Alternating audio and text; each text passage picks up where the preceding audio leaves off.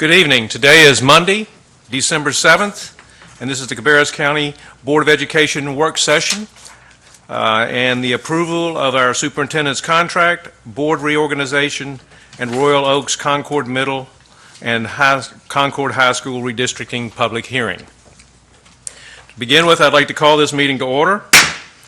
And now I'd like to call for motions to approve the December 7th, 2015 work session agenda. Are there any adjustments? Mr. Chair, I'd like to make an amendment. All right, Mr. Walter, what would you like to make? I'd like to see drop item 9.2 and refer that to the Student Assignment Committee prior to coming back to the board. We have a committee that we deal with calendar items. We have a committee that deal with budget items. We have a committee that deal with construction items. And we also have a committee that we deal with student assignment that Ms. Carpenter and myself are on. We have not been briefed on this, and there's been some additional information that's been posted on the website this afternoon that we haven't reviewed either. So I would like to see the Student Assignment Committee review this before it comes back to the board. So please, I'd like to remove that item. Okay. So the motion is to remove item 9.02, which is the redistricting of Royal Oaks. Is there a second to this? I would second that. I know that we do have the public hearing schedule, and we could go ahead with that to hear the information. But I agree with Rob 100%. I was disappointed that we saw this all go before, all this come up, and this had not even been to our committee. So I agree with him 100%. All right. Is there any discussion on this motion? I just have one point of discussion. Do we want to, since they've come with the new information, did you want to hear that, or do you want to completely, so you want to drop this item, and that sounds like that's... Yeah, I don't want it to be on a vote for next week. Okay.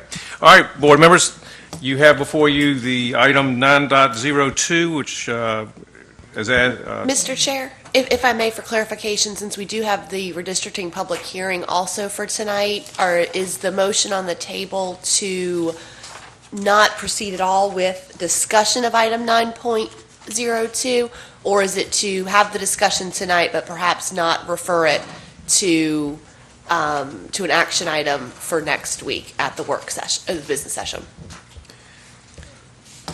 The way I understand the motion being presented is that because the Student Reassignment Committee has not seen this information except for the first time and has not been in any discussions on it, that Ms. Carpenter and Mr. Walter would like this removed from the agenda so that their committee could come and see the item. I don't think it affects our public hearing, and we could still have that, but the public hearing would not be... They would not be benefit from any of the presentations if this motion is carried through. So the presentations that would have gone with 9.02 would also be eliminated unless we change this motion to read something different. Do you all understand, board members? So we're going to vote on removing this item, which means that we will not have any presentations. We'll still have our hearing, our public hearing, but we will not talk about this item tonight. And so when we vote on this motion, I want you to be aware that that will happen with this particular motion. So is there any more discussion on it? Mr. Furry, I see you. Yeah, since everyone's prepared, what is it going to hurt to hear the presentation and then let the committee do their thing after the fact? But I don't know why we just can't, we're not voting on anything, so I think it would be a good time to listen. I agree. Probably if we listen, but we don't need to ask questions, we can get right to the public hearing.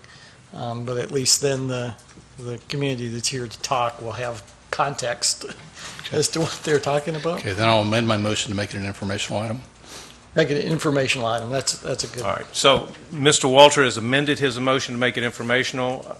Ms. Carpenter, you had seconded the original. Do you want to second that? I would second that with the kind of a sub that we would make sure that this does go to the committee, though. Refer it to the committee. Refer it to the committee. All right, so the item has been amended.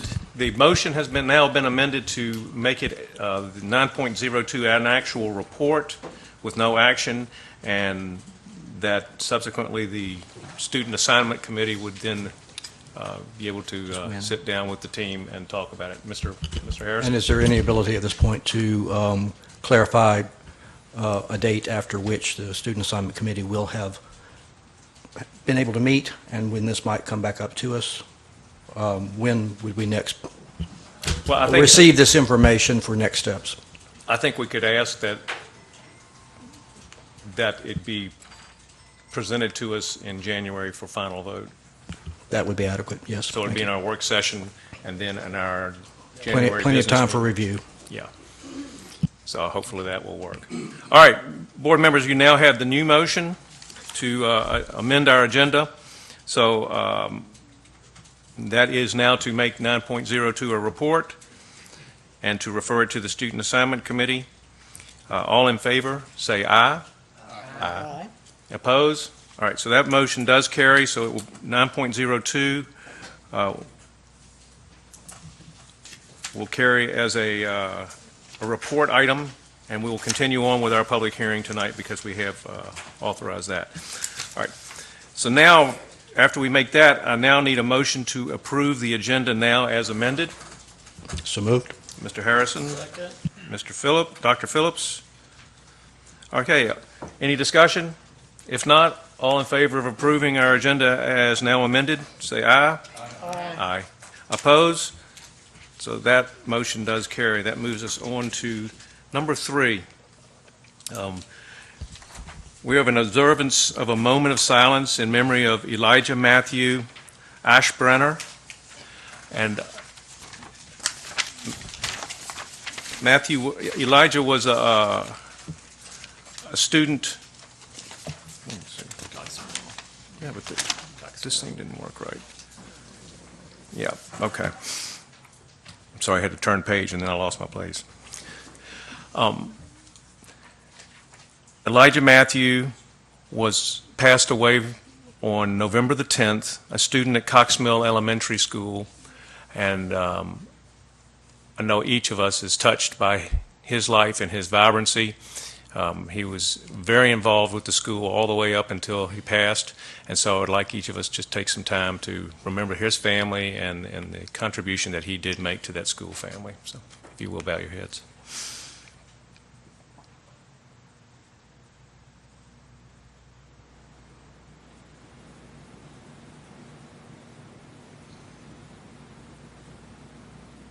Amen.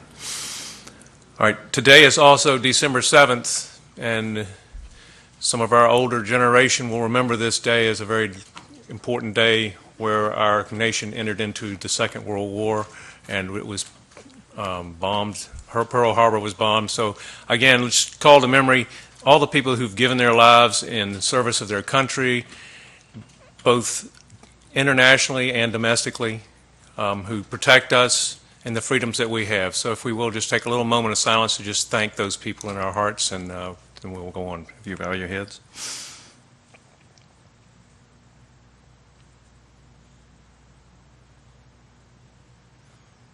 Thank you.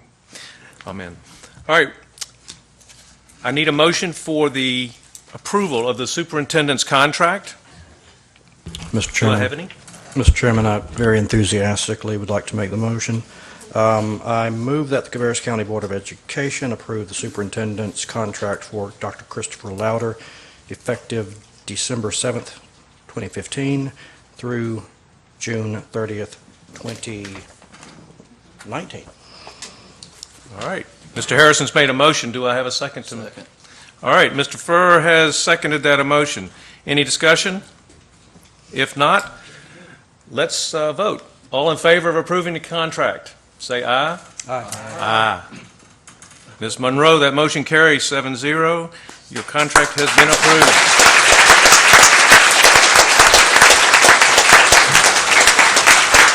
All right. Now, Dr. Louder will join me at the podium, and we'll go through the oath.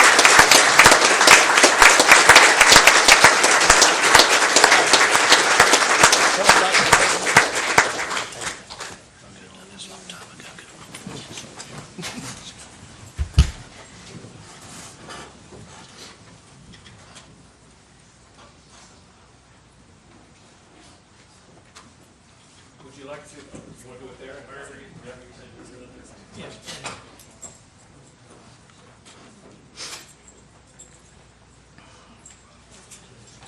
All right, Dr. Lauder. All right, you'll place your hand, right hand on the Bible. Hand up, make the note.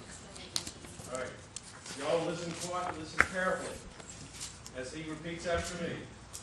I, Christopher Michael Lauder, do swear that I will well and truly execute the duties of the office of Cabarrus County School Superintendent according to the best of my skill and ability according to law. So help me God. Congratulations, sir.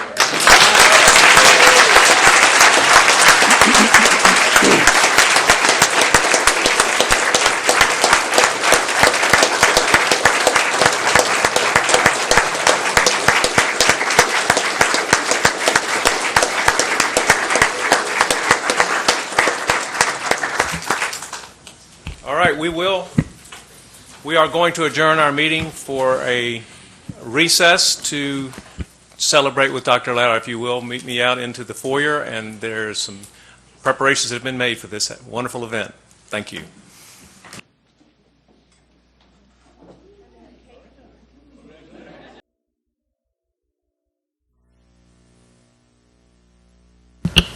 Okay, at this time, I will call for nominations for the position of board chair, and a vote will be taken on the nominations received.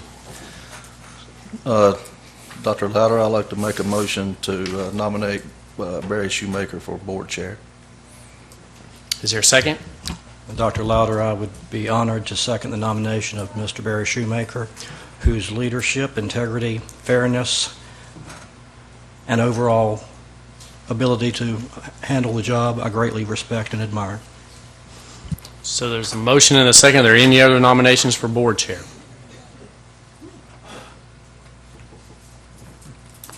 So we vote now, right? With no other nominations, we're closed. All right, if there are no other nominations, we still vote, correct? Then can we vote all in favor of Barry Shoemaker as board chair? Please say aye. Aye. All opposed? Ms. Monroe, that's 7-0. And now I turn the meeting over to Mr. Shoemaker. Is that correct? Thank you, Dr. Lauder. All right, board members, I would like to take motions for, let's see, hold on, let me get on the right page here. Now we're going to be, I need nominations for the vice chair, opening up the floor.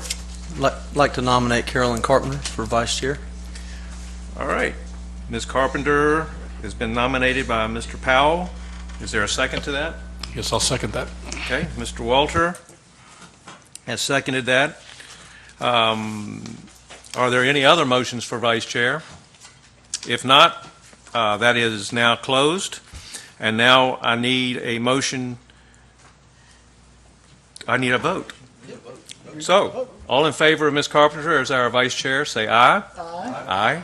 Oppose? Ms. Monroe, that carries 7-0. Ms. Carpenter is now our vice chair. And now,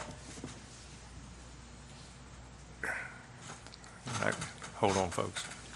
What is this? Okay. All right. So good.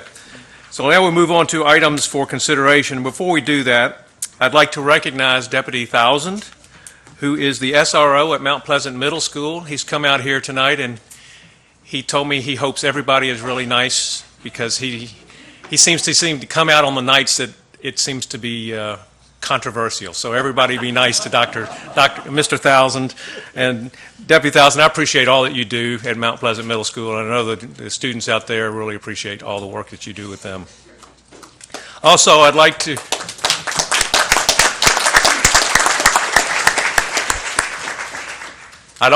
recognize Board of Commissioner Lynn Shue, but I saw him standing by the door, but he's now left, so he has left us, and but he did attend, and Diane Honeycutt came earlier, another commissioner, so it was nice to see both commissioners out here, and County Manager Mike Downs was here. All right, that moves us into items for consideration. First off, we have on 9.01 is the balance calendar for Wolf Meadow Elementary School. Dr. Auerbach is going to come up and present to us.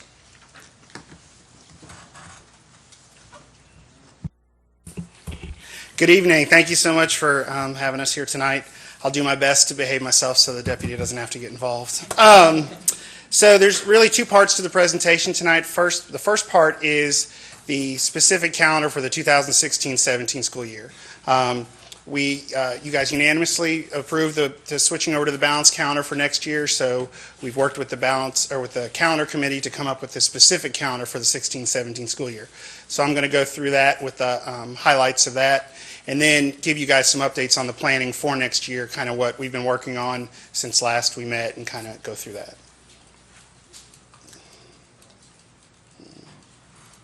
So a couple things about the calendar before we get started.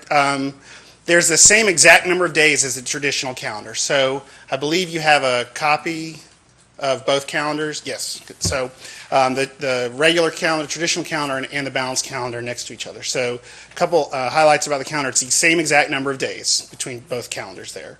126 of those days are exactly the same. So 126 days on the balanced calendar and the traditional calendar are the same days.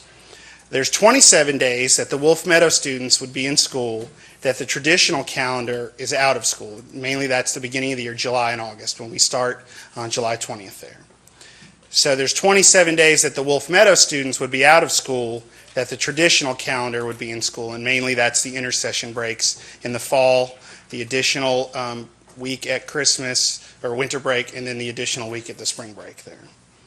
The winter and spring breaks, as you can see, are coordinated. So what the winter break and spring break that the traditional calendar has, the balanced calendar has that same break, only some additional days either in front or behind that there. And we will end school the same day, last day of school as the traditional calendar. So when we get out of school is the last day for everybody there. And then about 6 weeks of the summer is the same. 5 to 6 weeks of the summer is the same part of the calendar there. This is a graphic just to kind of show you, I think we showed it to you before, but just to remind everybody exactly how the calendar is broken up compared to the traditional calendar. So when you look at the graphic, the traditional calendar has a larger summer break there, and then the first and second quarter is the big chunk of school time. There's a winter break, and then we come back, finish the second quarter and the third quarter with our spring break, and then we finish up the school year in the fourth quarter there. The balanced calendar takes the same number of days and breaks it up a little differently. The summer break's a little smaller. First quarter happens, there's a fall break, 2.5 to 3 week fall break. Second quarter, 2.5 to 3 week winter break. Third quarter, and then with spring break there, and then the fourth quarter, which is why you see it's balanced, because obviously the picture when you look at it is a more balanced version. There is the calendar itself. Like I said, you have a copy of that there as well. This has gone through calendar committee, talked about it. I think some of you were there when we talked about that there. And that's pretty much the calendar, the 16-17 calendar in a nutshell there.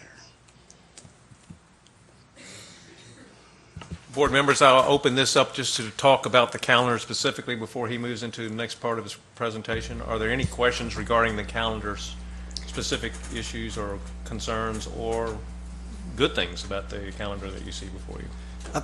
I thought that the presentation that we voted on, there were 20 days that were different, and now I think there's 27. So, is that correct? So when last year when we presented, when we had made the calendars lining up to the 15-16 calendar, there were 22 days that were different. With the 16-17 traditional calendar based on the North Carolina calendar law, our school day is going to our school year starts on the 29th next year, which creates kind of an interesting situation there. So that's why there came out to 27 days different this year.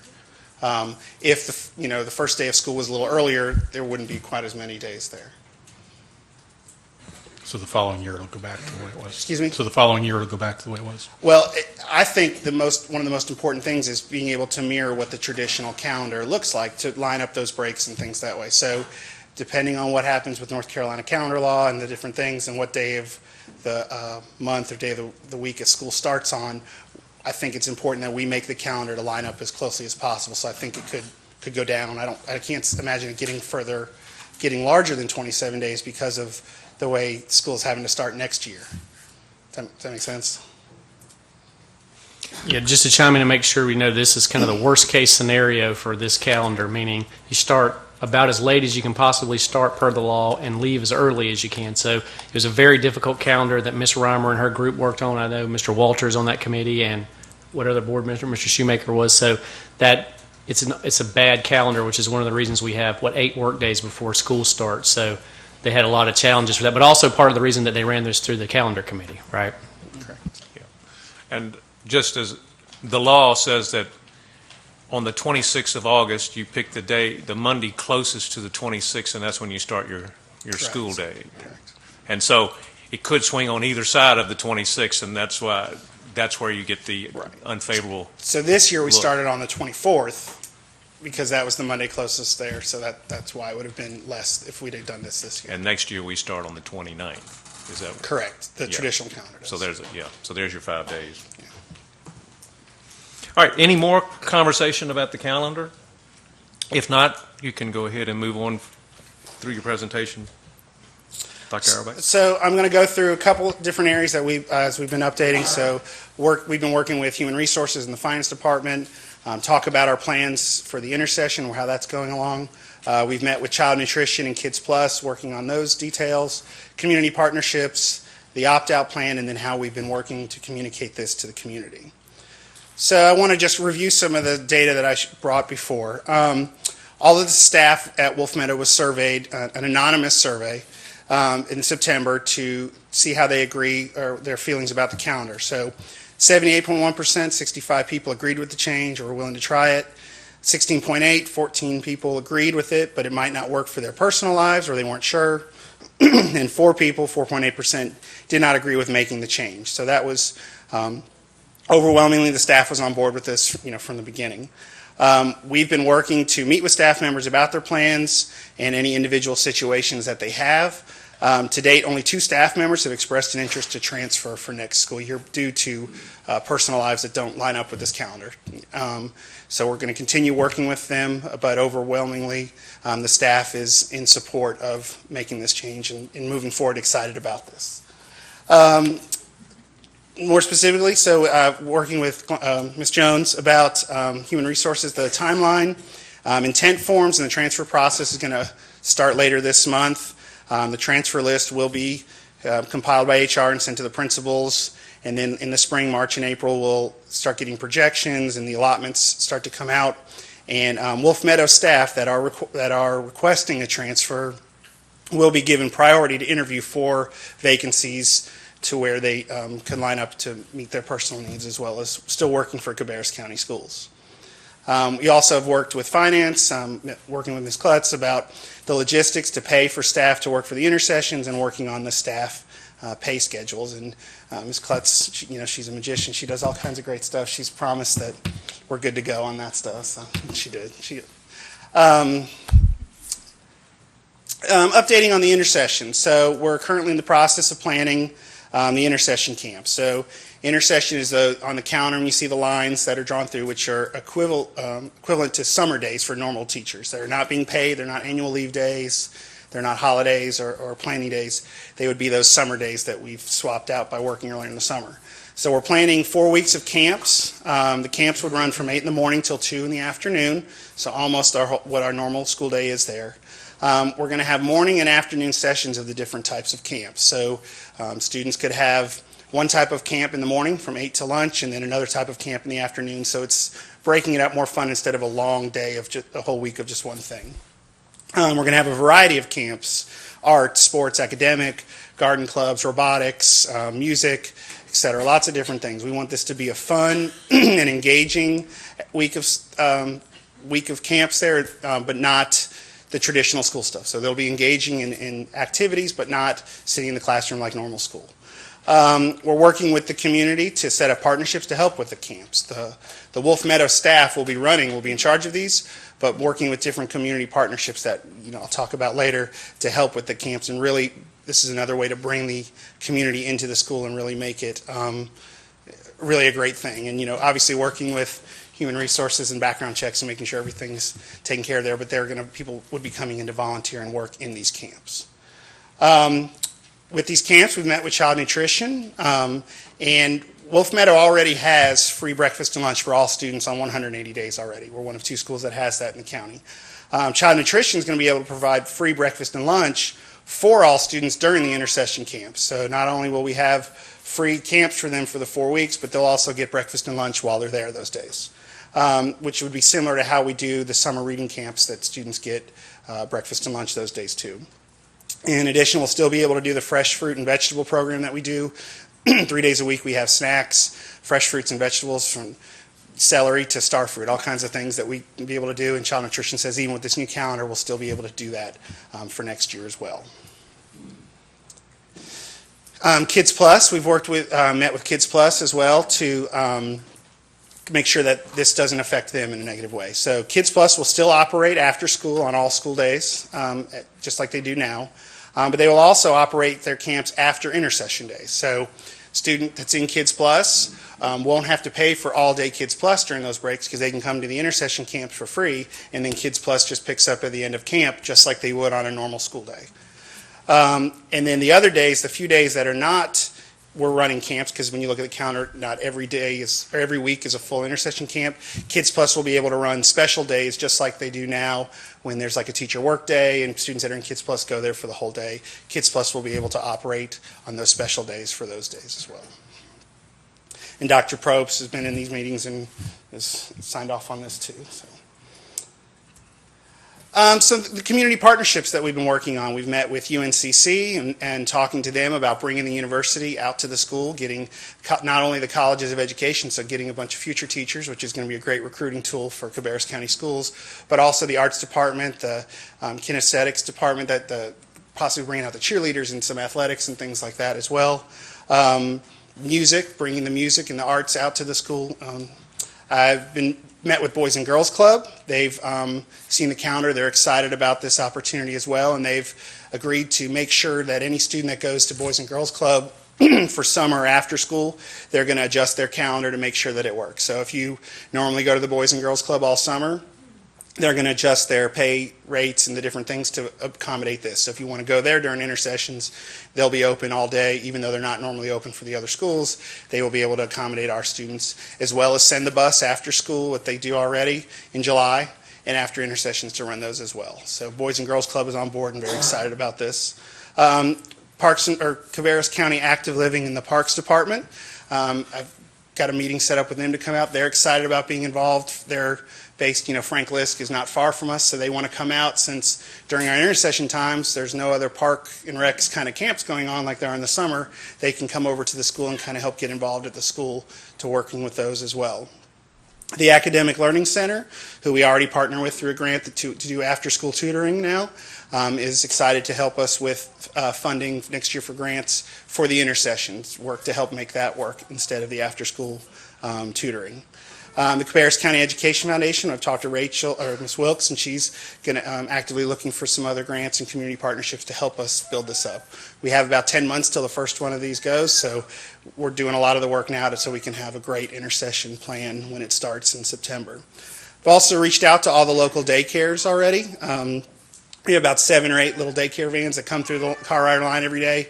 So I'm reaching out to them, even though they might only have 1 to 3 students that go there for after school or for summer camp, but sharing the calendar and saying, listen, how can we make this work? If you've gone to this daycare for years and the family doesn't want to switch from that daycare, let's talk about how we can make this work. You can still send your van in July, and we can talk about these things, because people are partial to their certain daycares.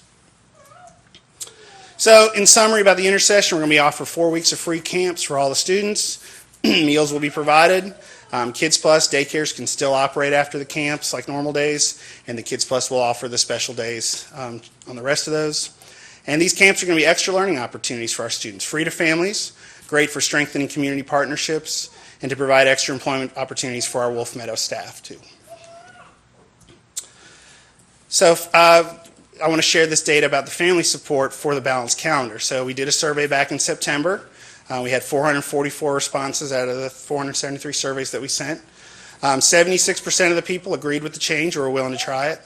14%, which was 63 people, were either not sure or agreed, but it might not work for their family or their personal lives. And 10%, 46, did not agree with making the change. Now, since we sent the surveys out in September, and I've offered to meet with people, we've had morning opportunities for parents to come out and hear more. We've had evening opportunities, and also I've been willing to set up individual meetings for anybody. Some parents that were not sure have now become excited because when they first heard year-round, I don't want my student going to school all summer, or my child, now they see what the calendar and see how similar it really is and how it's going to be a great thing, have come on board with that, and they've been very excited.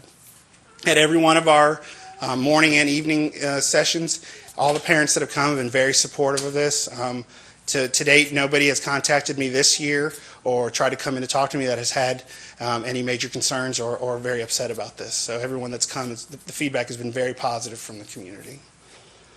But we know that this might not work for every family, that some families won't want a balanced calendar for their children.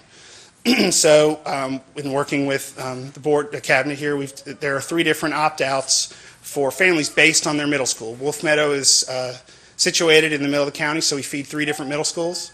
So families that have Winkler Middle as their middle school where they live will have the option to go to Weddington Hills Elementary. The families that live in the Concord Middle feeder district will have the option to go to Irvin Elementary.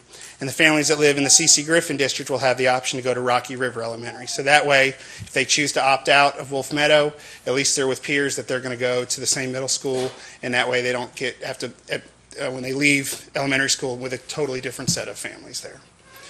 But because where we are in Cabarrus County nowadays, there's lots of options besides those. So we have the magnet schools that are options for every family, even before this year. So we have the IB magnet school, the STEM magnet schools, and the language immersion schools too, that every family will have the option to apply for just like they would any time during the year. We'll be following the magnet timeline, so tomorrow night is the magnet fair at Jay and Freeze, so Wolf Meadow will be there as well, because parents will also have the option to opt into our school due to this as well. So families that don't think the balanced calendar will work for them will have the opportunity to go to the magnet fair tomorrow night or investigate the other magnet schools that they want to look at. And then the magnet application process starts in January, so we'll be following that same option there, or that same process there. If they do not want a magnet school and they want the other opt-outs, that process will start in April during the regular transfer period for all families that would follow that same process that Cabarrus County already has. So we've been communicating this out to the community. You know, we try and get the information out there because I think that it's important that the accurate, correct information gets out to the families, whether it's through the media or the newspaper, or the TV stations. But we've had our Meadow Chats, which is what we call our breakfast with the principal. At Curriculum Night and Open House, we had opportunities for parents to come hear more about that. The Magnet Fair, newsletters, Connect Eds, and websites. We're also planning to meet once the calendar is passed and official, the actual days. We plan to meet with apartment complexes, neighborhoods that are in our feeder, that are in our district, to make sure that they understand this is what the calendars look like. So if a family moves into an apartment complex in our district, they don't think they have to wait till August to come to school. They need to know that when they're coming to enroll there, or when they're coming to live there. Also reaching out to the neighborhoods where we can get the main parts of the neighborhood so they're aware of that. Because all the families at Wolf Meadow know this is coming, but if you're moving into the area and you don't know about Wolf Meadow, you might not know that, since we'd be the only school doing that. So really getting that information out there in advance, especially for our rising kindergarten students. So that's kind of an update of where we've been in the planning process. And what questions do you have? Thank you, Dr. Auerbach. All right, board members, I will allow you to ask questions, and Mr. Powell's got his mic keyed up, so I'll start with him. I guess maybe we'll start at the top. I think the employee transfer. My basic concern is employees and students that are not able to participate. That's been my concern all along. And I think we go back up to where it says, well, hold on. Wolf Meadow staff are given priority to interview for vacancies.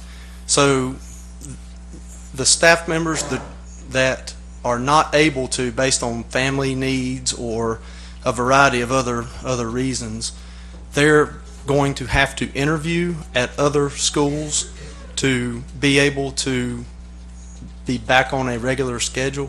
Is that your understanding? Correct. So just like in previous years, this is my 5th year at Wolf Meadow, so anytime I've had staff members that have wanted to transfer for various reasons, the elementary principals were always pretty good at kind of working with each other to, listen, hey, I got a teacher that's moving to Midland, she wants to go to Bethel, and kind of working through those types of things. Every teacher at my school, I would put my son in their class right now, so I have no problem giving a positive reference on every single person there. I've hired most of them. Since, again, we've been reaching out, we've been talking about it for a year. To date, only 2 staff members have even come to me and said that they might have to transfer. So I don't think we're looking at a large number of staff members that are going to, looking for other positions. But I think, and I don't know if Ms. Jones wants to add anything to this. Yeah, I was just going to say that at the end of the day, that's not really a Dr. Auerbach decision. That's a system decision.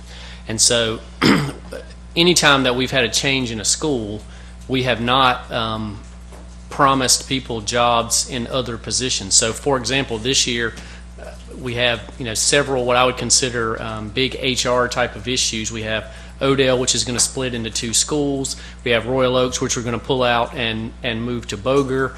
And now we have Wolf Meadow. In all of those situations, there could be somebody who says, well, I don't want to be at a K2 and a 3-5.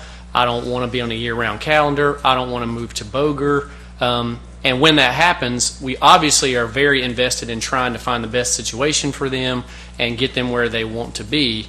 But if we say, well, we're going to promise jobs is it just going to be in the Wolf Meadow situation? Would it be in all 3 situations? You can get into, we don't know, we never know what the budget's going to be until the budget comes through. So if for some reason, who knows, the bottom dropped out again like it did 4 or 5 years ago, would we have a situation where we may not have enough positions if we promise people? So I would just say that we obviously are going to work with and try to place people. But as far as I know, we have never said, whatever you do here, we're going to promise you a job over here. And I would have some concerns in that area just to make sure we could place everybody. And normally the principal has input on which teachers will teach at their school.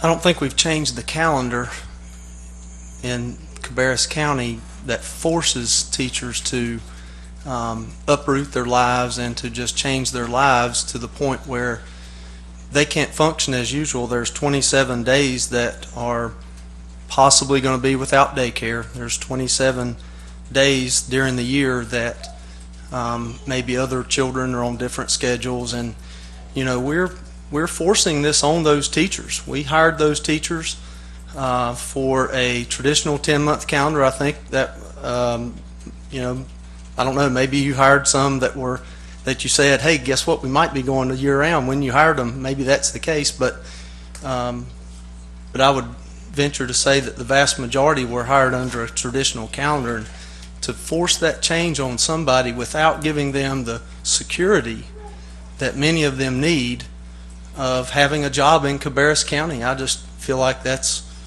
not valuing our teachers, and I think that we can do better.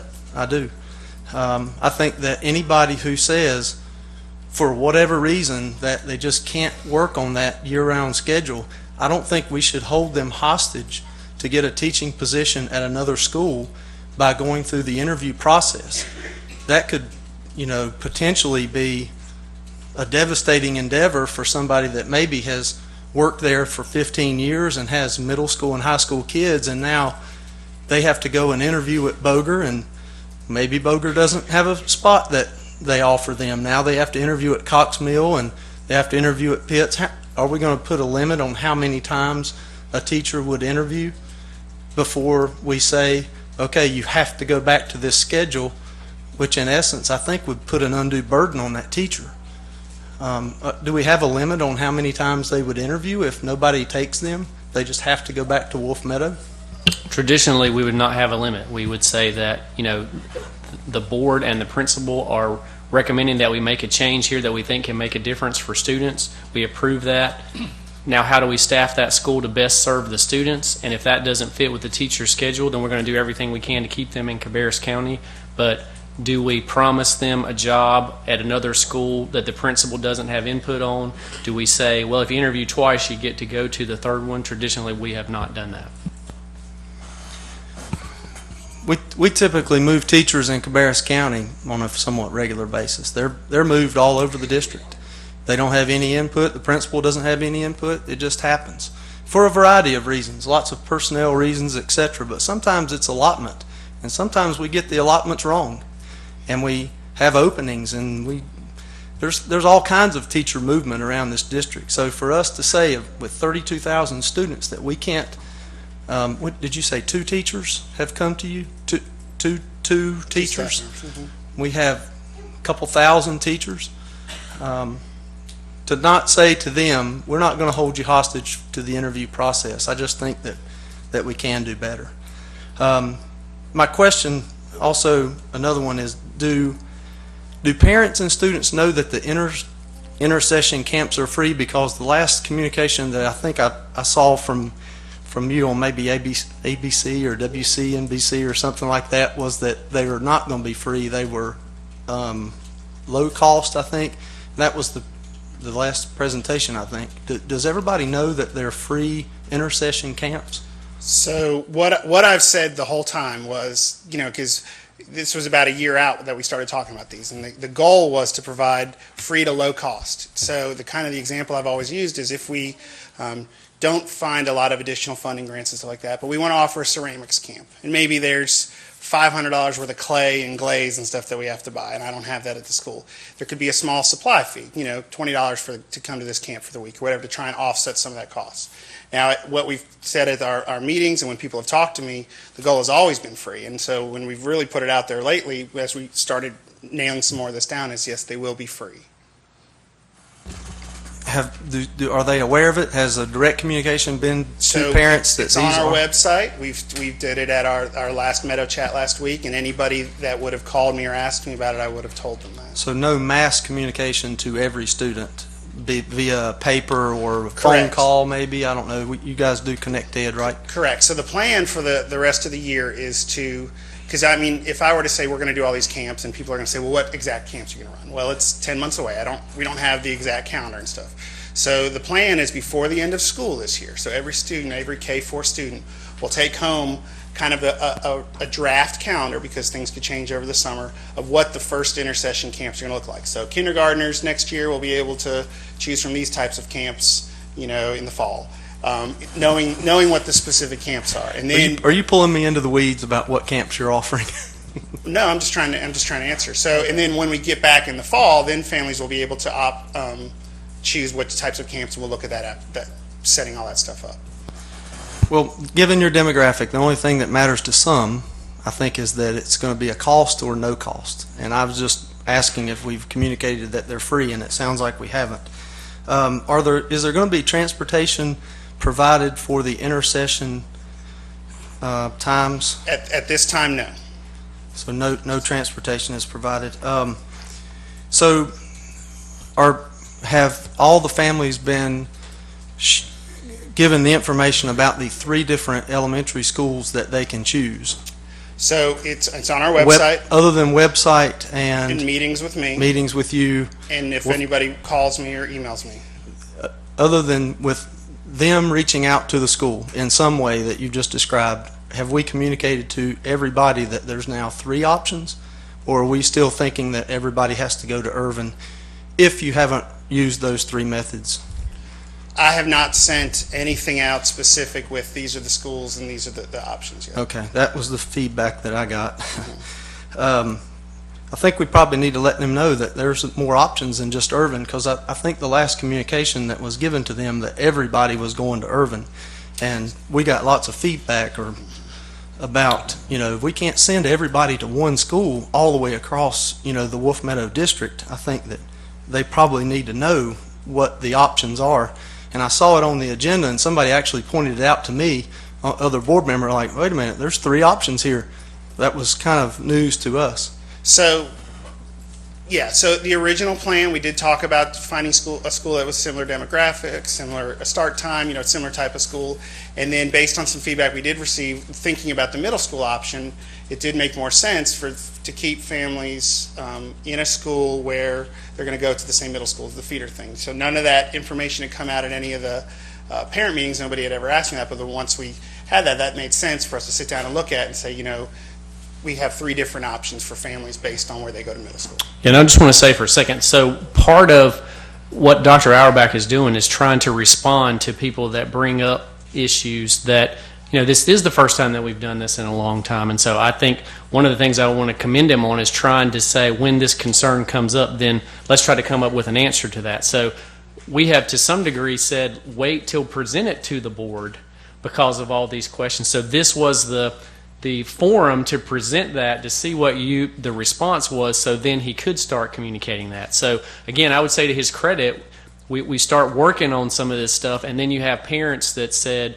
well, wow, if that happens, my kid is going to be separated from their cohort, have to go over here and then go back to another middle school that's out of that cohort group. And again, Dr. Auerbach said, wow, that's a really good point. I mean, he and I actually talked about it on the phone. He said, I didn't think about that, but the parent that said that, it's really true. I don't want to disrupt that. So can we figure out another way to do that? And then Ms. Reimer and Dr. Auerbach said, yeah, let's try to do that based on that because we don't want to disrupt people going into middle school. So, I mean, once you guys approved it, then he got the green light to, all right, now I'm going to start working on all these things. I mean, when he lists everything that's going to be available for these intersessions, I'm blown away by how much may be offered to that group at Wolf Meadow. And I think he's going to keep doing that for the next 6 months to try to figure out what can we offer and what can we do. And when people bring up points that we haven't thought of, and I think he would be the first one to say, gosh, I didn't really think about disrupting that middle school, then we're going to come back to the table and see if we have an answer to that. And I think he's done that numerous times. So I just want to make sure we understand if it hasn't been presented yet, that's certainly our fault at the district level of saying, let's wait and air some of this with the board, see what their concerns are, so then you can start articulating that to the school and the school community. Can I make a comment on that? And Go ahead. You're certainly right, but I think we may have put the cart before the horse and probably should have heard all of this before we made a decision to go ahead and do year-round school. Because now we're just like, every couple of weeks something new is coming up, which it is expected. But like I'd like to know kind of what date or time frame when we're going to know how many kids are going to want to opt out and how many teachers are going to want to opt out for sure. I mean, because when we first went down this road, and I'm not, I guess I'm second guessing, but I was thinking of maybe, I don't know, 30, 40 kids that were, maybe not interested in it. But now it seems like that number has kind of have grown a little bit to being, possibly 30% of the school that's really, it's going to affect in some manner. But that's it. I would just say I don't think we have any indication that it's going to be that many students, but I also think, again, and Dr. Auerbach, you correct me if I'm wrong, I think that's part of what this kind of airing of issues was to say. Like, if we come out of this and say, by February 1st, you have to say whether you're going or not, as soon as that happens and we have a commitment, then we can answer questions. But I don't know that it's cart before the horse, because you had to say, well, we're going to do it, and then he goes out and starts looking for all these things like the intercession stuff, and then once we have it and we hear people's issues and complaints, then we're going to have to say, all right, what's the date that you commit to it? And once we know how many teachers are actually saying they want to leave, then we'll be able to start working through HR on that. How many parents are saying, yes, I'm going to go to one of these schools, but he has to know that there are 3 options at middle school, like we talked about, or which middle school they're going to, and make sure the board is okay with that before he can make a detailed plan. So there's a little bit of chicken and egg going on the whole time, but the more we commit to it, the more he's got an answer. But until we get there, it's hard to answer those specific questions. Well, I hear what you're saying, but the communication went out that only Irvin. So we obviously, somebody got there. Did we approve that at some point? No, the board did not approve that, and I will take full responsibility for that. In other words, we brought that out to you guys, and we said to that, we based that on what we had done in the past, which was to put essentially the closest school that's on the same time schedule with the same demographic.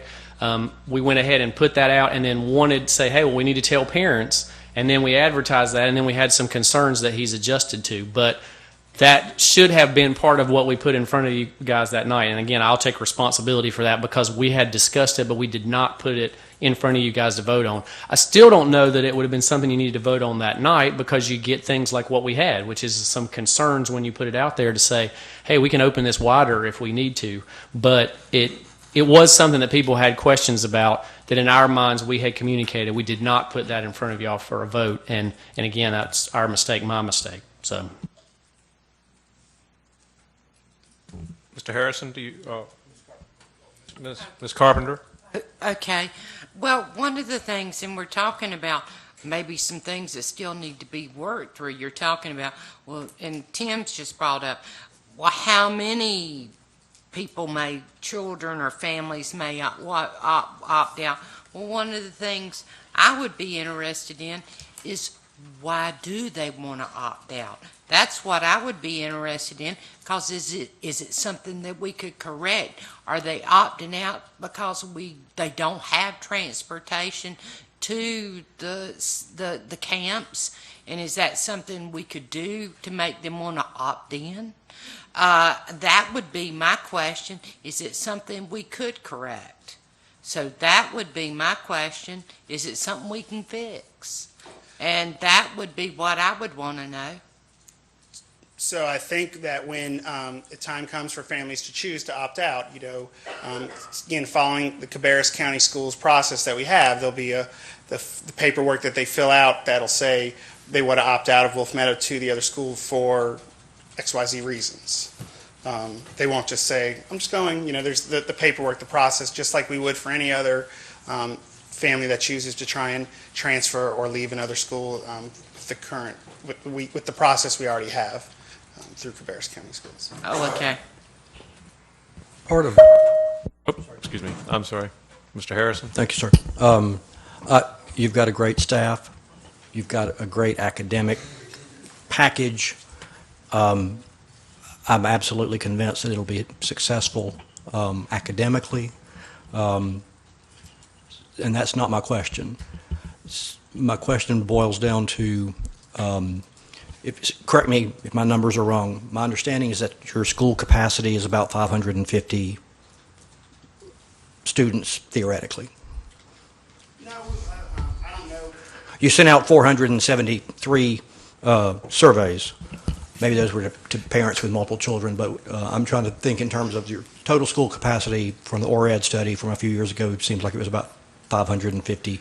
I think it's more than that, but I don't know the number. I have 575 kids now, so. Okay, so you're speculating from your surveys that about 109 have expressed some interest in, or just aren't certain or definitely don't want to do the year-round calendar, is that right? So when we sent the. I'm trying to get down to the percentage Sure. or the approximate number of your current enrollment that Sure. is not completely on board with the idea of year-round. Correct. So I'm hearing about a fifth of your current population. So when we sent out the survey, the 473 that we sent out, we didn't survey fifth graders because they won't be there next year. Okay. So we only surveyed the K-4 students. That's why the number of surveys that went out is less than what we have. And you don't have any way of surveying parents with a child who would be a kindergartner. Right, 'cause- So we just don't know that. That's Correct. one of the things Correct. that we simply don't know. So the 10, like I said, when I looked at these numbers, and these are the same numbers that we shared in October, 10%, there were 46 people that on their survey said they did not agree with making the change. There were 14% that said they weren't sure yet, or they agreed that it was a good choice, but might not work for their personal lives there. Okay. And I don't have, and this was early in the process. Once they start hearing more about the camps and hearing, oh, it's going to be free, and look, so my kids are going to be able to eat. There's a lot of a lot of benefits to this. Instead of Certainly. paying for 10 months of summer vacation camps, you're going to only have to pay for 5 to 6, and the rest is going to be covered. Some of these families that once they've heard more and get more instead of just My kids were in year-round in Charlotte, Mecklenburg long ago, so I'm thoroughly sold on the efficacy of year-round. I think it's great, and the package, should have a lot of advantages and appeal to many people. But for their lifestyle, for their circumstances, for their desires, right.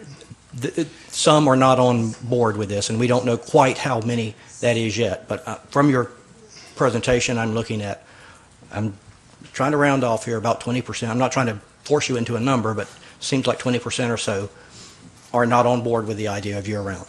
Is that what you're saying in your, as best as you know? I'm saying in September, when we surveyed them, 10% of the families in September, before more of the details had been, worked out, 10% were not in agreement with it. 14% were not sure or agreed that it might not work. Now, how I know in my personal conversation, some people have said, "Oh, yeah, this is a good thing." Yeah. Now, are all of them, are 100% of our families happy? No, I'm not going to say that. Sure. But I think that the vast majority are, and nobody has come to any of our meetings, morning or night tonight, or contacted me personally to meet with me that are upset about this. So I think the vast majority are okay with this. Well, we have received various emails about concerns, but Sure. I understand. Sir? Mr. Powell? I was just going to clarify, of the ones that submitted, I think there's 30 that didn't return a survey, I think, or 29 families. So those are 29 that maybe, I don't know, go into that percentage you're talking about. I guess what I'm leading up to is basically this. Let's say I'm a parent, don't want to do the year-round. Wolf Meadow cannot accommodate me for whatever reason, but I still am a tax-paying parent. I still should belong to the Cabarrus County school system somewhere. And I know your plan has got to deal with just what Wolf Meadow is doing, but our plan has got to have some kind of accommodation for those folks who, for whatever reasons, need to have some clarity about what their next steps are. And if of whatever number your capacity is, several dozen or more choose not to go, then you have those empty seats. Then how are we also appealing to parents who might currently be in a traditional elsewhere and be willing to book it over to Wolf Meadow because of the great advantages of a year-round program? And whether or not, with losing X number and having empty seats, which we cannot have, folks, we all know that here, it's very precarious for any of our schools to have extra occupancy, for lack of a better phrase. How are we going to either market system-wide or outside of your particular district or area? And it would be nice to have a waiting list at Wolf Meadow, but we certainly don't want to have empty seats. Correct. And that's my concern and my angst right now about accommodating the parents who are, they're my neighbors, they're my friends in the sense that this board is supposed to look out for them. I would like to know what their particular options are outside of your school, and that's a bigger plan. But what is your plan, and you don't have to answer this now, to deal with making certain that the school capacity is close to its maximum, dealing with waiting lists in a perfect world, but also making certain that all our resources are used as wisely as possible? Sure. So Again, you might not have those answers now. I understand we're I've dealing always with a got lot of answers. logistics still, but I want to make sure that we get to that point where we have another update from you about making certain that we can be very close to fulfilling everything that Wolf Meadow can fulfill in a year-round program. Sure. So tomorrow night we'll be at the Magnet Fair with all the other schools in the system that are magnet schools. So families outside of the Wolf Meadow District will have the option to sign up to come to us just like they do IB, STEM, the immersion programs, all the magnet programs. So I would anticipate there will be some families that will be interested in a balanced calendar. They've maybe come from places or have had students previous places that are in balanced calendar. So we will be able to get those magnet applications just like every other school and following the same process that we do if too many families sign up for STEM, some type of waiting list. So we'll be able to start collecting those names and families that are interested in coming to Wolf Meadow for the calendar to then make sure we don't overcrowd our school, because that's not what we're looking to do, but also to keep us, where we are. But there's that other set that are in the middle of a K through 5 window in their child's life, will not accept the year-round, and let's say they're in 3rd grade. Right. Where are they going to go for 4th grade and 5th grade, which is still elementary? And I know you're trying to address that here, but they need some resolution and some clarity, not just at the middle school level, but where they might land in the elementary bandwidth of the classes as well. So, And I think there's a lot of anxiety and uncertainty out there about what to do next. Thank you. Mr. Walter, you have something? Just a couple things. Again, the goal of this pilot project is to what? It's to help the summer learning loss, correct. which is ultimately benefiting our kids. So Correct. So I'm supportive of that option, but I am going to hold you accountable to seeing how that works. I mean, we're spending a lot into it. Transportation, you really didn't talk much about. I'm sure that affects a lot of these decisions. If someone's able to provide their own transportation, maybe they want a different school that they'd go to. If it's got room, why wouldn't we consider that? So with, again, the magnet schools and the other schools, if they provide their own transportation, there's, multiple options for families to leave Wolf Meadow based on their middle school or the other magnet programs. Okay. Another question about the summer camps. What is the percentage of kids you think are going to participate on these camps? What are you planning for? I'm hoping 575, but we're going to, in the fall when we come, or I guess July when we come back, we're going to send it out and, get more concrete. Are you planning to come? Here's the options. What do you want to go, so we can nail that down? I think that when we looked at the surveys that we sent out earlier, would you be interested in coming if they were free or low cost things? A lot of the families, I want to say about half, I can't remember off the top of my head, were interested, but we didn't give a lot of information. There wasn't a lot of details about it. So I think that for me to guess, if I would guess a third would probably come, but I won't be able to know that better until the fall. Again, my concern here is transportation, right? Some of those folks don't have transportation. Correct. Yeah, Dr. Phillips? I'll try to keep this short because I know this is going long and we have a public hearing, and I'm sorry that it's gone so long for the folks that are here for Royal Oaks. But first of all, I want to say I like this calendar. It is educationally sound, unlike our traditional calendar, which is set by the tourism industry and results in situations like our high school students coming back the week after Christmas break and having to have their final exams. Makes no sense at all. So I applaud you for this. I hope that it has the results that we want it to have. I am concerned, like Mr. Walter, with transportation. I would be in favor, at least for this year, of telling parents, if you need transportation, we will pay for transportation to the alternate school, if you can't, if the year-round calendar doesn't work for you. And I would also want to offer transportation for the intercession camps, particularly so that we can get those children who otherwise might not come. And we will, at the end of the year, tell us how much is going to be after the first year, and maybe we revisit that. But that's anyway. That's my 2 cents worth. We may not have the buses to do that. Then let's buy some minivans. What I want, let me finish talking, please.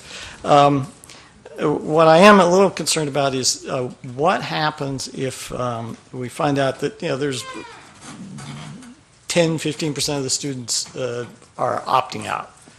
Now it's not a case of teachers that don't want to work at Wolf Meadow anymore. It's a case of we don't have enough students, and so teachers have to move. So what's the timeline? When do we find out how many parents are going to be moving their children out of Wolf Meadow, and how many parents want to bring their students into the year-round program? What's the timeline on that? So the opt-out process, just like it is, normally with schools, or the transfer period is in the spring, in April, which coincides with when we usually get our allotments and start looking at doing all the hiring and et cetera at that time. Okay. All right. Thanks. So to piggyback on, if I could, to piggyback on what Dr. Phillips asked, when we look at the opt-out period in spring, usually we have some type of an answer or a pretty good idea of what we're looking at by the beginning of May. Is that accurate? I mean, that's I think where Dr. Phillips is going. So how much reaction time do we have? So transfer period begins in April, and that process ends in June, so we give our families all the way up until June to do that. So it would start in April. We should be able to, hopefully, in the first month, if we communicate well, see the number of students that are opting out. We hope, but that also is in line with our allotment period. Right, and then after you know what's opted out, then at that point, Ms. Jones will then figure out how many teachers and where the teachers need to be, and work with principals and staff to finalize what the staff population needs to be at your school as well as everybody else's school. Okay. All right, I have a couple more. On the intercession camps, will students be able to attend a portion of the camp dates? Let's say the family goes on vacation and they take a vacation and they want to show up on Thursday and Friday, and they missed the first 3 days of the week that week, and you know how in the summer, especially in the summertime, you're talking possibly people taking weekend vacations or extended weekend vacations. Yeah, Would that be a flexibility in there? I definitely think so. But by the way that we're going to be offering them morning sessions and afternoon sessions, it will also be an option for families to say, you know what, I don't want them to go all day. Let's just go from 8 till lunchtime, and then, or vice versa. I don't want to get them there at 8, but let's just go the afternoon sessions. And again, the plan to send out the menu, kind of where we're thinking what it's going to look like before school goes out, before school gets out in June, so they can kind of see what we're looking to plan. And then once we get back, have it all finalized. Here's the camps we're going to offer this week. Here's the camps we're going to offer this week by grade level, so parents can see and start saying, oh, my son really wants to do robotics this week, so maybe we don't go to Disney the first week in September. We go the second or the first week in, don't go the last week in September. We go some other time, so they can start planning around those as well. Okay. And the next question is, will there be a lower limit for the camps? And I know you're coming out of the gate with this for the first time, but you may have in July you may have some periods where there'll be 1 or 2 students maybe in a class. Maybe it works that way. Would you still have the camp regardless? Well, these camps will be in September, October, January, and April. So July, it's school on July 20th. So July 20th, yeah, that's right. That's when we start. So the camps will be in the September, which we're, everybody else, the traditional calendars are in school. We are not, but they will offer these camps during those weeks there, which are these days that we took from the summer. It's these summer days that are spread out there. Thank you. All right, Mr. Powell, I thought you had another question. Oh, yeah, I'm sorry. First of all, Adam, I apologize because you are standing there taking the fire, and you are by yourself, and you are presenting in lots of areas that you are not the school system. You are just a representative of the school system in Wolf Meadow world for all these different areas, and I want to apologize honestly because you're getting the questions that we have asked others, and I apologize that you do not have all of these answers. But that being said, you are the one up there, and you're in your element, and I know you'll be just fine. You presented a very compelling argument back in March and then in October about the population that you serve. You had lots of graphs that show exactly how underserved or economically disadvantaged your population is. And so when we ask questions based on transportation and free versus low cost, that's important. And as somebody that's been in a plenty of those schools that you're working in, I can tell you that makes a difference. Free versus low cost makes a difference. And so, in the presentation that we looked at, there was nothing that said low cost. It was all free. But the parents right now are thinking low cost. So my question is, do we have a plan for notifying parents about free intercession camps? Because free is listed in this presentation. So if it comes to us as free, then it needs to go out to the parents as free. And also about the transfer options, because again, if it comes to us as having options, then I think it needs to go to them. And unfortunately, that is that you really have to communicate that. I don't know that anybody at central office can do that. I guess I can tell you to, but is there a plan for notifying of the freeness and the transfer options? Yes, and again, like I said, we've done it, sharing it. It's on our website now, as far as where this is, what we presented last Friday. As far as the specific plans about the intercession, to be honest, I think the first thing that needs to happen is you have to approve that calendar. Because I don't want to put out there that we're going to offer these intercession camps during these weeks and the calendar not be official. If if once this is official, you vote on it next week, then I can say, yes, these are the weeks we're going to offer it. Because what if we look at it and something needs to change? I don't want to put that out there and then have to change it. So I do plan to communicate that out to everybody. This is the calendar that's going home. Once it's official, here's our calendar for next year. Here's the things that are happening. I also would encourage you, any of my families or community people that reach out to you guys, encourage them to reach out to me too. Like I said, if I don't know they have concerns, if they haven't come to me, I'm at school every day unless I'm here for a meeting, then or email or whatever, then I can't address those concerns for them. But I'm on the car rider line every afternoon. I'm in the breakfast cafeteria every morning. So I'll be happy to address those. But once the calendar is official, there is a plan to send home, here's the calendar, here's what we're going to offer during these weeks, and basically show families you're going to have free breakfast and lunch. It's going to be a free option for you instead of what you normally do in the summer for 10 weeks. You're going to have a lot less weeks because we're going to feed them and educate them and engage them for those extra 4 weeks too.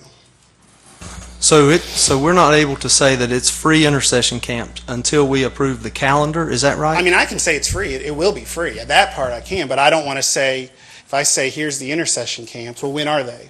What's this week? Well, what if something changed? This is the calendar. These are when the intercession weeks are going to be.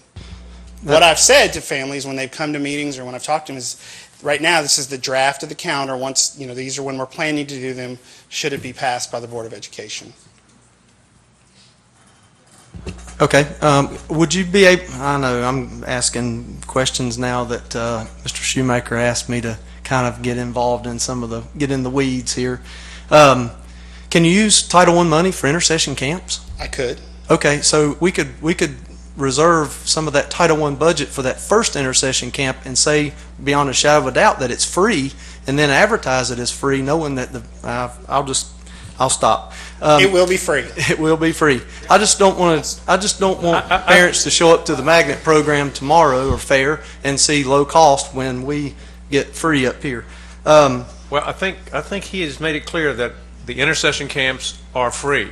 Yes. Leading up to tonight, and you're right, leading up to tonight, it was low cost versus free, but he has now come and testified. Okay. Yep. I got you. Amen. Again, when we started planning this was a year ahead of time, and I didn't want to say something that I couldn't back up. So they will be free. We've already secured some grant funding, and I'm actively researching more. So any other leads for potential grant funding would be greatly appreciated. To be honest, I don't want to use Title I funds for this, because if I use Title I funds for this, that takes away from the great work we're already doing during the day. Because there's a bunch of extra money laying around, talking naturals. I want to secure extra funds and extra resources from the community to come in to make these intercession camps work, to still provide all the great things that we do on 180 school days. Another thing was that my original question was you notifying parents. I would like for the school to notify the parents, not provide a website or wait for them to call or have a meeting where they have to come in, because like I said, you did a very compelling job of presenting how needy your population is, and they do not come to the school. You know this. The most important decision they have, and you got 30 parents that didn't respond to the survey, and that's a lot, I think. So is there a plan to directly communicate the transfer process now that they have options to parents instead of the parents come to you? I just want to weigh in on that again. We told Adam to make sure he came and presented to this group because we already went down the road with Irvin and heard feedback. So we need the board to say we are good with those 3 choices for each student.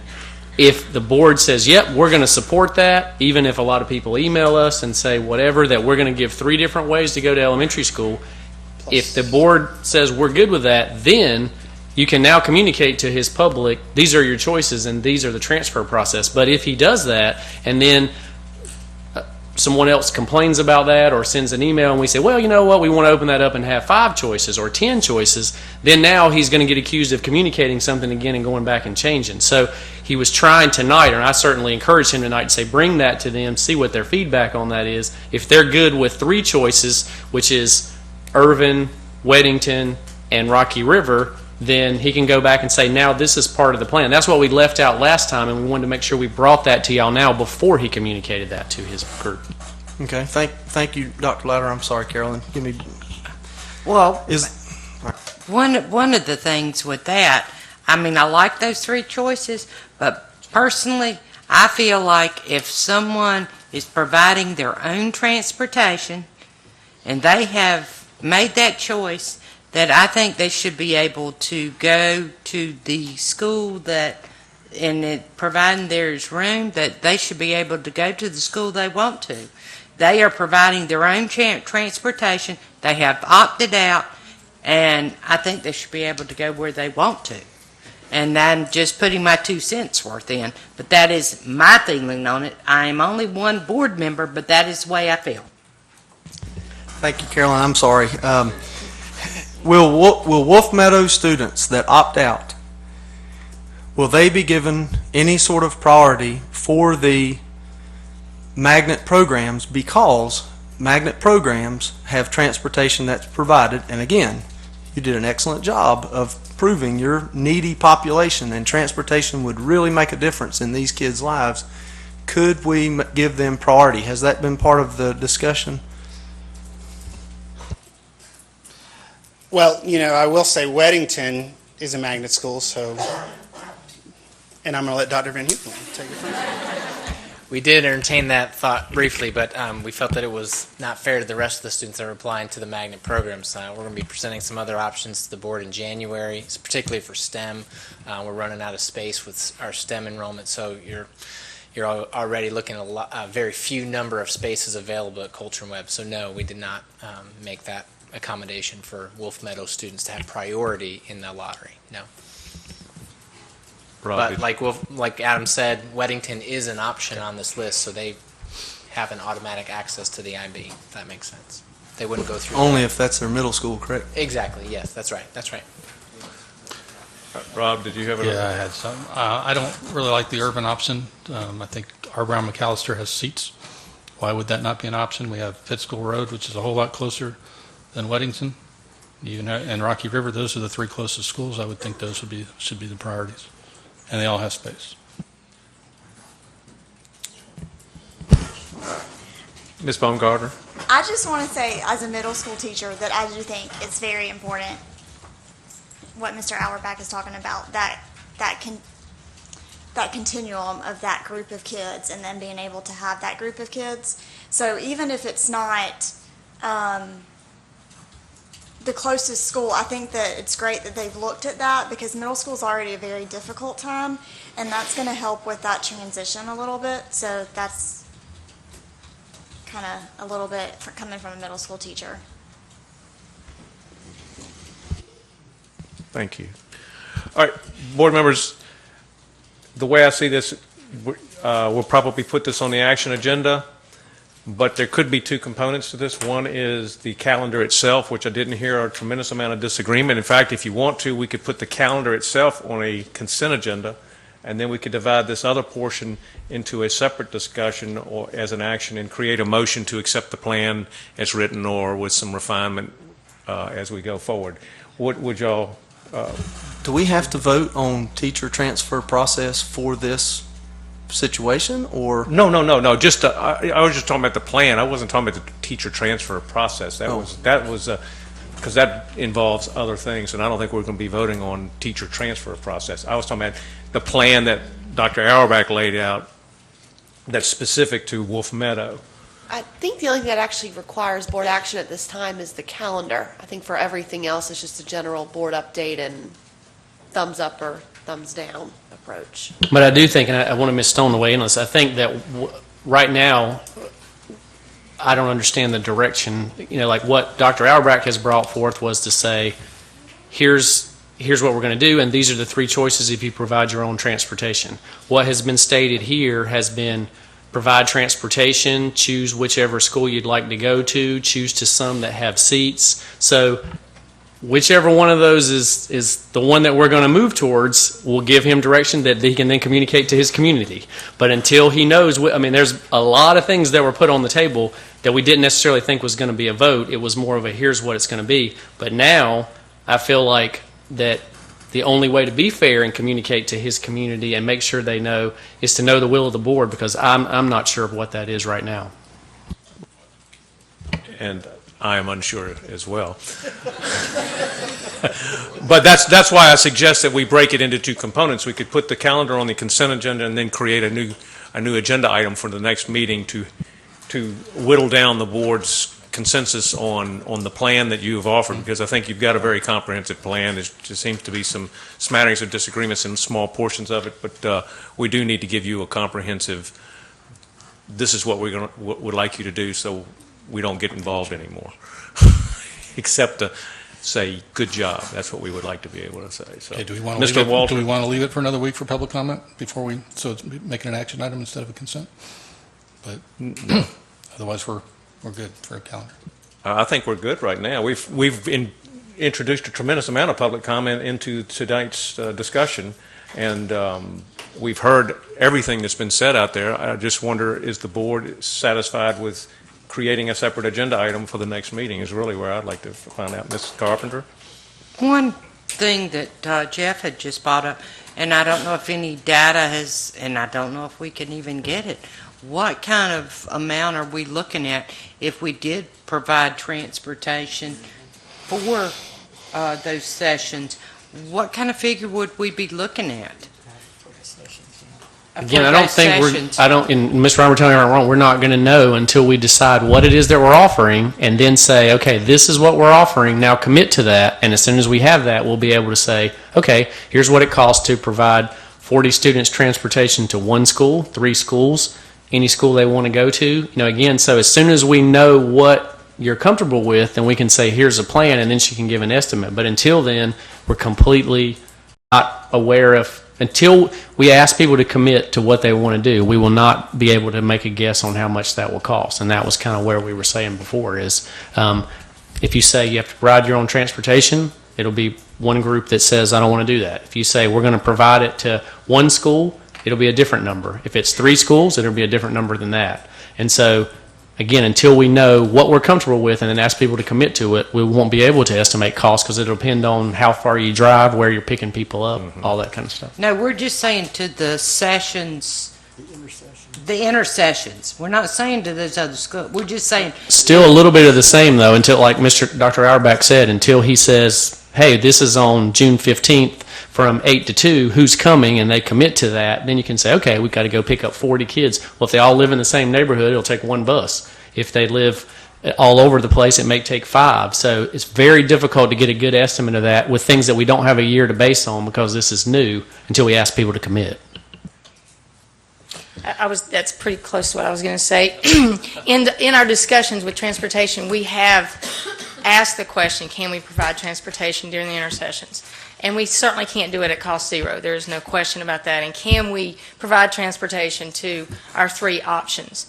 And we have several ideas about that, so we are having conversations around that. We would love to be able to do that, but again, once we know how many students and which students are going where, then we would be able to then get a better estimate. I mean, it would be a very broad estimate, and I currently, listening to your comments tonight, I have directed some staff to start working on that as quickly as possible, but it will be a big guess at this time. Thank you, Ms. Reimer. All right, board members, are you in agreement of putting the calendar on the consent agenda? By approving the calendar, we approve the general plan, and the teachers will interview to leave, and what I'm trying to do is separate the calendar from the plan. I want the calendar separated from the plan so we can move forward, and he can, if we put that on the consent agenda, then, who knows, we might argue about the plan for 2 more meetings. Hope not. But at least we can then narrow down what it is we expect in the plan itself, but we can move forward on something actionable. well, I think Sarah said we don't vote on employee transfer policy and so forth. So, I mean, if we approve the calendar, then they can make these employees interview 10 times if they want to. Well, if that we right? approve the calendar, if you look at the way the presentation is broken out, it has the calendar first, then we had the pause, and then we began into the plan itself. So what I was suggesting is we create, and he comes forward with his plan, not to question the whole district plan, because the district plan for teachers is not what we're here to discuss tonight completely, because we have other teachers and other things, but we do need to talk about the rest of You're right. Just the teachers that have changed their calendar. That's it. All of those teachers. So, are you in agreement to create a separate agenda item? Ms. Stone, can we do that? Absolutely. Okay.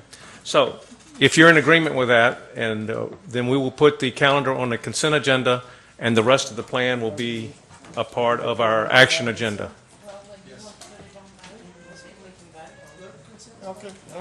Consent only for the calendar. The rest is an action agenda item to talk about the plan and get some kind of consensus from us as to what we want to give, what kind of marching orders we want to give to Dr. Auerbach and his team.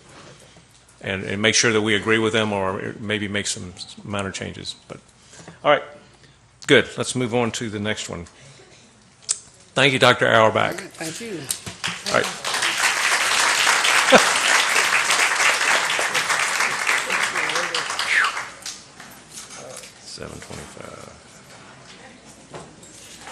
All right. We are now on section 9.02. And we changed that from an actionable, to a report. So it's an item that we will be reporting on rather than an item for consideration. And so, let's see, I have Ms. Reimer coming up to have a conversation with us about the redistricting plan affecting Royal Oaks Elementary, Concord Middle, and Concord High School. I'm not sure I want to go next. Oh, you're fine. All right, redistricting. We know as a district, redistricting is never easy. We understand that. So please know that anything we talk about today is very heartfelt and well thought out, although will be taken to a committee. So in July, the board, on the recommendation of the staff, voted to relocate the students from Royal Oaks during construction. We've had community feedback sessions to listen to the staff and the parents in that community, and their voice was heard very clear that they wanted to stay together as a group. They wanted to stay together as a unit.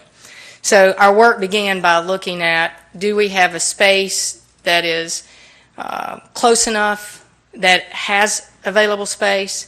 We have to look at transportation. Obviously, that's one of our largest costs in the district, as well as can we keep them all together? So that was our initial thoughts. We looked at the boundaries for Royal Oaks, and you can see that we have a very concentrated group down in the left, and then we have a very rural group up in the right. And so as we started looking at our options, we know we have some school districts or boundaries that are very close. One of the very first things that we noticed was that both Irvin Elementary and Weinkauf are on Tier 1 instead of the current tier that we are on with Royal Oaks, and that would cost quite a bit of money to be able to transport all of those kids. So the next logical option was Boger. We know that we have redistricting in the Boger school and would have some seats. And so we thought maybe that's the right option. Let's see if we can get them to Boger. And it's the next closest in location of proximity. So as we started doing that, we began to look at ride times. Can we get them there, and how long will it take? and again, listening to the group and the voices of the parents and the community, they wanted to stay together as a school. So in trying to do that, we noticed that in the upper right portion, and you can see the maps here on the TV screen, in the upper right portion, those ride times would begin for an elementary school student at approximately 6:45 a.m. They would stay on a bus one way for an hour and 15 minutes and possibly not get home until after 4 o'clock in the afternoon. So we realized that for an elementary school student or for any student, that's absolutely not, that's not acceptable. So what other options would we have? Do we have another school? Do we have another space that in proximity that we could transfer to that wouldn't cost us brand new buses or a ton more buses to move? And so in looking at that, we knew we had space at Mount Pleasant Elementary School. This district also is very close. And let me mention this too real quick. We also had some information from the state mentioning all the new construction that's going to be taking place in a lot of the areas that we're trying to transport the kids to Boger. So that also could increase some of those ride times. So once again, it just pointed out that we needed to go back and look at that area and is there something else that we could do? So in doing that, we were proposing that we take that upper portion of Old Concord Salisbury Road to the right that is exactly adjacent to the Mount Pleasant Elementary School and redistrict those students to Mount Pleasant Elementary. Many of their neighbors and the students that they play with in the neighborhood go to Mount Pleasant, so that was also very logical. The ride times there would decrease on an average of 30 minutes per one. So when we started looking at the actual numbers in the schools, we have a total number of students at Royal Oaks Elementary of 335 students. We have 809 at Boger, and the students at Mount Pleasant are currently 670. We would have approximately 1,054 students at Boger if we were to move the students from Royal Oaks there for the following year. So our recommended redistricting would have been to temporarily relocate to Charles E. Boger, approximately 314 students, or 94% of the student population. To permanently redistrict to Mount Pleasant Elementary, approximately 21 students, or 6% of the population. And that's the areas that we've listed both on the map and in the presentations. The students that are actually affected or would be affected by this recommendation is 21 students from Royal Oaks Elementary School. In looking at redistricting those so that we wouldn't send them to a different elementary and then a different middle and redistrict again, it would be 21 students at Concord Middle School and then 31 students at Concord High School. Looking at those, current Concord Middle and Concord High School students affected by the redistricting would have the option to remain at Concord Middle School and Concord High School, and the transportation would be provided for the next 3 years to both sites, and we're able to do that because we have buses from both middle schools in that area. And so working with our transportation department, we were able to see that we would be able to do that pretty cost effective. So currently you can see that the Mount Pleasant district is adjacent to that area that we're talking about, this very rural area up in the upper right-hand corner of Royal Oaks. And again, a lot of those students are across the street from students that go to Mount Pleasant Elementary. These are the Concord Middle School and Concord High School boundaries, which are very, very similar and would represent that same area that would then be permanently redistricted to Mount Pleasant Middle School and Mount Pleasant High School. So in summary, this plan would have began in August of 2016. 94% of the Royal Oak students, 314 of them, would be temporarily relocated while we were rebuilding Royal Oaks. 6% of the Royal Oak students would be permanently redistricted to Mount Pleasant Elementary. Transportation. Redistricted elementary students will be provided transportation to Mount Pleasant Elementary. Elementary students wanting to remain at Royal Oaks and go to Boger would be allowed to do so, but they would have to provide their own transportation based on the fact that we could not transport them there in less than an hour and 15 minutes. Redistricted middle school students will be provided transportation to Concord Middle School and to Mount Pleasant Middle School. Redistricted high school students will be provided transportation to Concord High School and to Mount Pleasant High School. Students that are wishing to remain at Concord Middle School or Concord High School would be provided that transportation for 3 years, and beginning in August of 2019, transportation would then only be provided to the residents that they live in. Transfer students, that would be for students that may want to go to any other schools other than the ones we mentioned today. Those would be approved based on individual hardships. We've had some conversations, and I've had some personal conversations with a couple of parents that have contacted me, or I've contacted them in reference to possible transfers to other schools. The next steps would be, upon board approval, would be that we would contact individually every one of the students that were redistricted with their options and directions of how to move forward. Thank you, Ms. Reimer.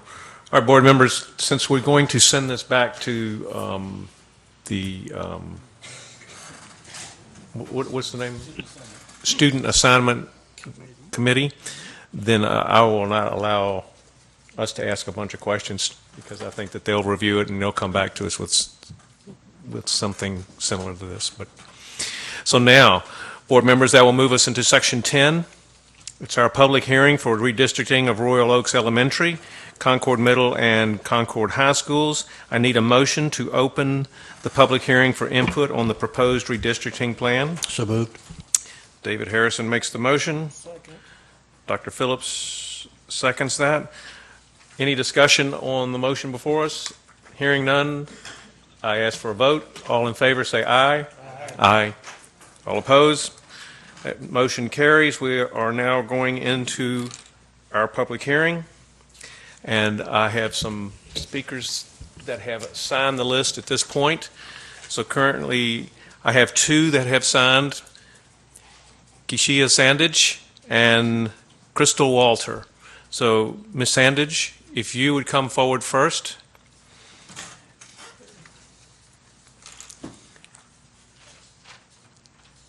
There you go.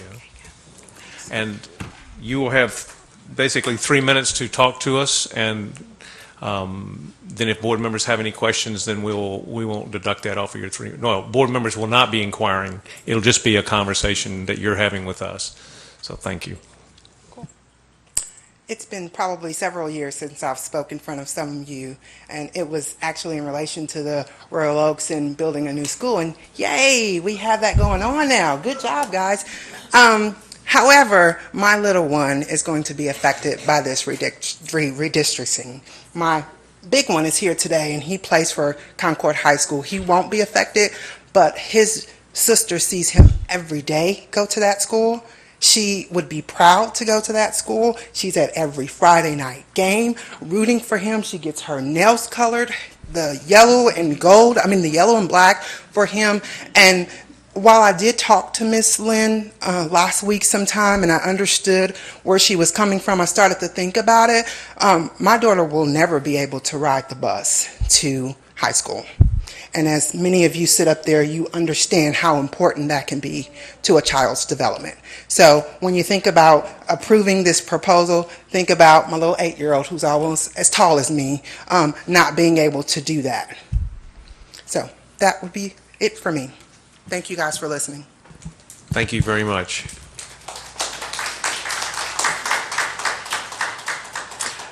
Crystal Walter.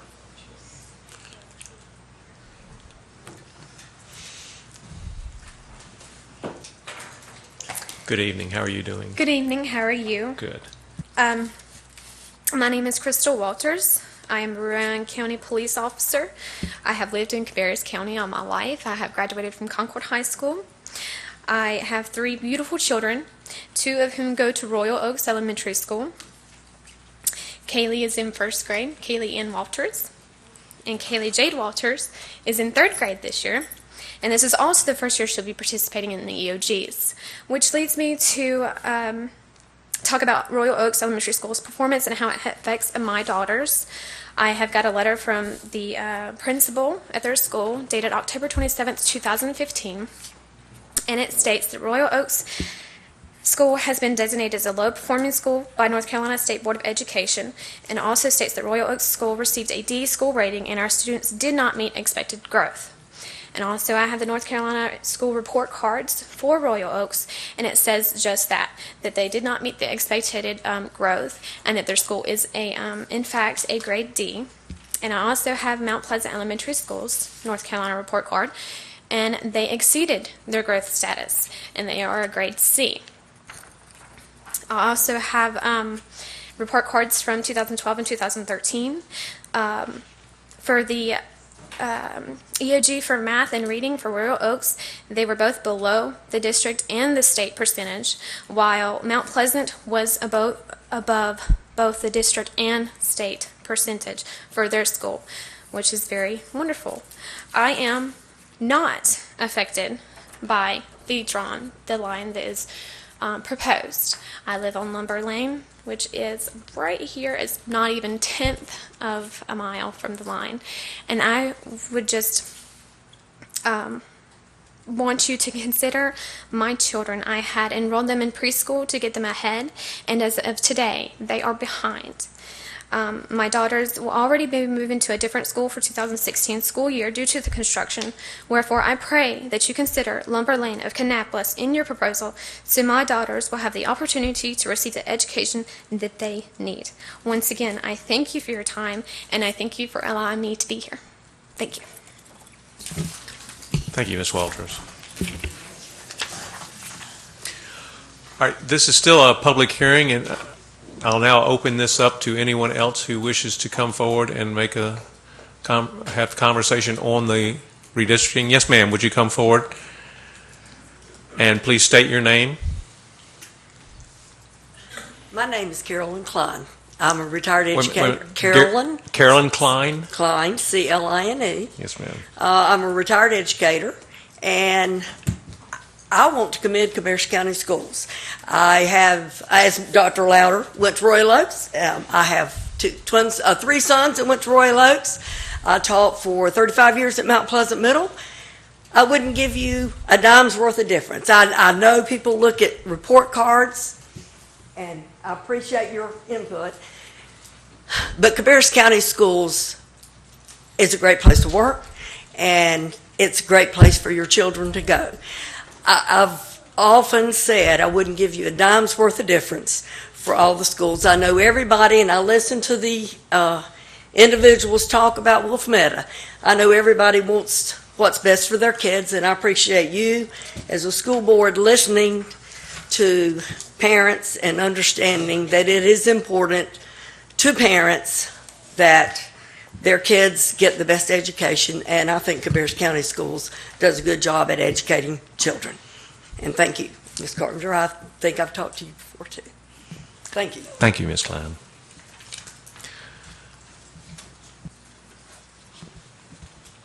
Yes, ma'am, please come forward. I was just going to ask, does anybody else want to come forward?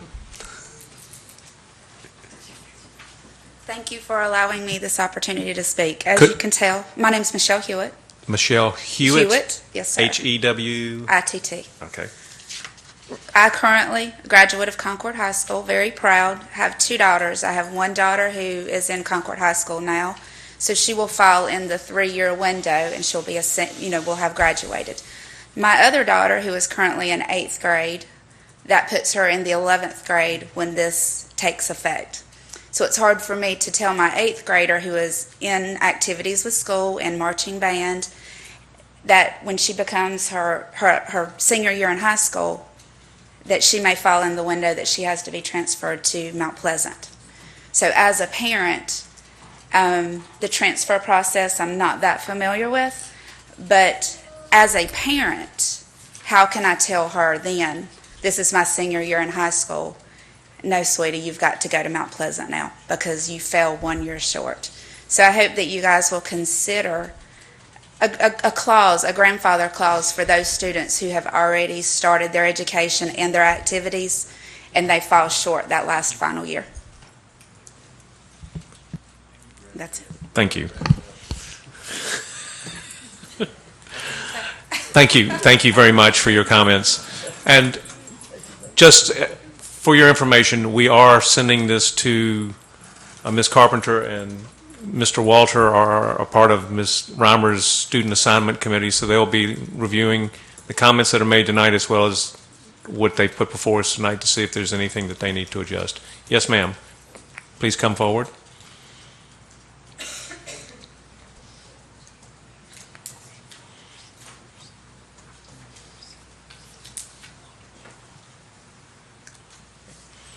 Hello. Yes, ma'am. What's My your name is Jolene Hodges. Jolene Hodges? Yes, sir. Hodges? Yes, sir. Okay. I have 3 children, one in high school, Concord High, one at Concord Middle, and one in kindergarten at Royal Oaks. Both of my older children have went to Royal Oaks, and I'm with Miss Klein. I'm really not for the report card of failing. Royal Oaks is a wonderful school, wonderful teachers who have always did to exceed the children, I think. For example, my oldest daughter who went to Royal Oaks is actually in the IB program at Concord High. So she would not be affected in this change, but my daughter in middle school would be affected and my daughter in elementary school. I ask that when you're looking at the redistricting that you think about the parents that cannot provide transportation, or if they can choose an option to go to another school, will they be reapplying for this every single year, just as other parents do now? Because that is a problem for a lot of parents to take the time to actually go and plea every year, is it okay for my child to go to a different school? And I ask that you do take into consideration, as others have said, that they are younger children who look up to their older siblings and they want to do the same thing. Just as if my middle child and younger child wants to do the IB program, of course they will be, if they get accepted, able to go to Concord High. But if not, then what? They have to go to Mount Pleasant? So that's what I ask for you to consider. The parents who cannot afford transportation, or the parents who cannot or do not want them going to faraway schools. They want them to stay close. Where I live, I am affected. My 3 children are in the group that will be affected, and as they're affected, they're on the borderline. And for us, where we live at, we actually live right beside where Irvin Elementary would be close. In the Kannapolis district, Jackson Park is close, Forest Park is close. We have 3-4 other elementary schools that are closer to us versus Mount Pleasant Elementary. So I ask you to take consideration for that as well. Thank you. Yes, ma'am.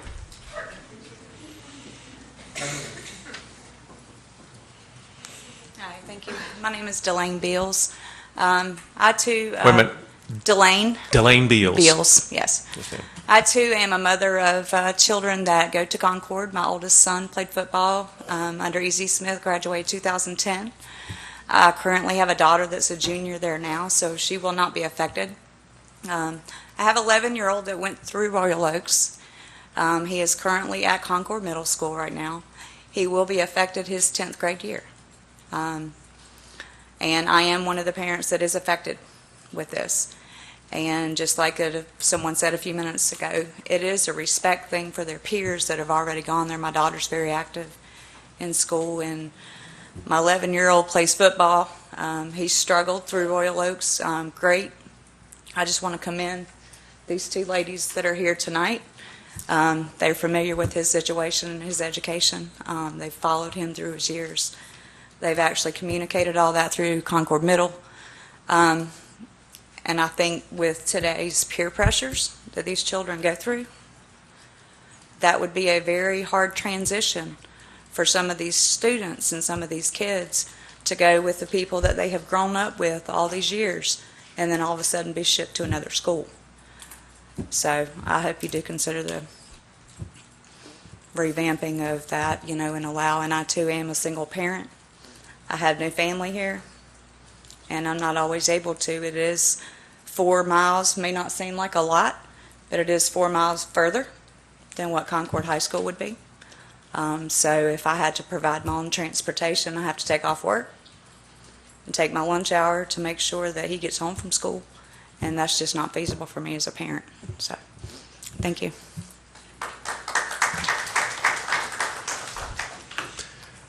Would anybody else like to come forward and speak?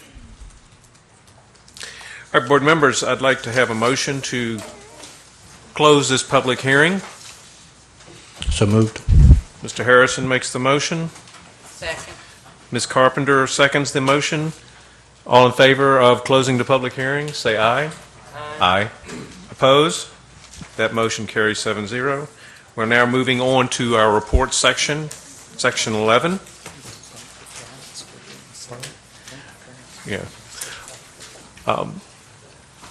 Before you all leave, you may want to stick around for the next item, which is the Royal Oaks summary on the bids, and might be a little conversation about our Royal Oaks new elementary school. So, if you want to hear about that, I just want to let you know that that's coming up in a couple more presentations. If not, I appreciate anyone who came forward to speak tonight, and thank you again for your heartfelt comments. And I'm sure that they'll be weighed as they look and review the redistricting. So thank you a lot. All right, Dr. Van Hukelum. All right. The Cabarrus County Schools Choice and Magnet Update. Great. Mr. Chairman, members of the board, I'm here tonight to highlight two different updates to our magnet schools as we go forward. Obviously, you've heard that the magnet fair is tomorrow, 6:30 p.m. at Jan Fries Middle School. If you can make it out, we'd appreciate to have you there to see all the good work that our magnet schools are doing. The first update that I have for you is regarding our high school academies. And this is an update just to kind of really finalize the work that we've been involved in with high school academies over the last 2 years. You'll remember that 2 years ago we opened our first two academies at Cox Mill High School and Hickory Ridge High School. This current year, we brought 3 more academies online, Mount Pleasant High School, J.M. Robinson High School, and Northwest Cabarrus High School. What's changing going into the 2016 school year is that our academies will be a school of choice for our rising ninth graders.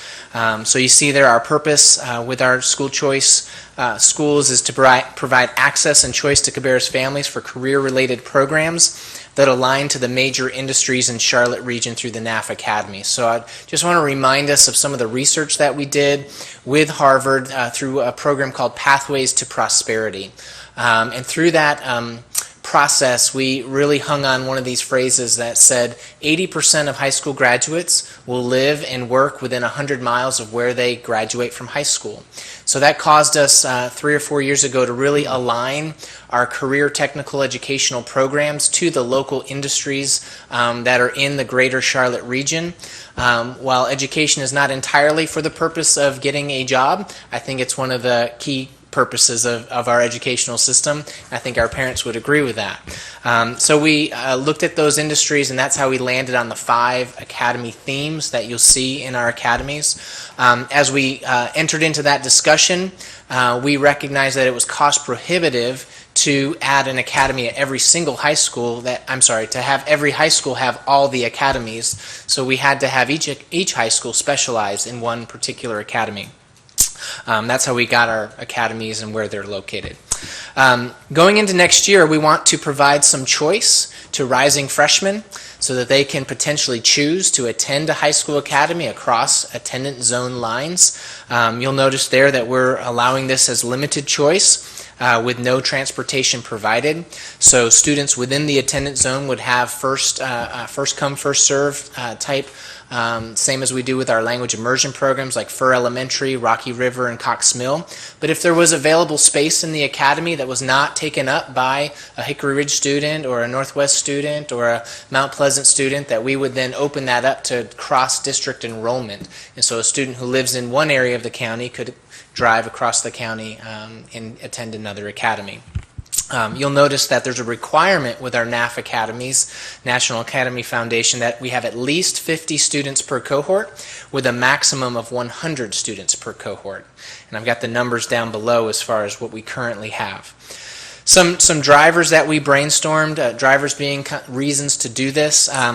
Number one, we want to build on the personalized education that we're trying to achieve for our students. Increasingly, our families are asking for a more personalized approach to their education.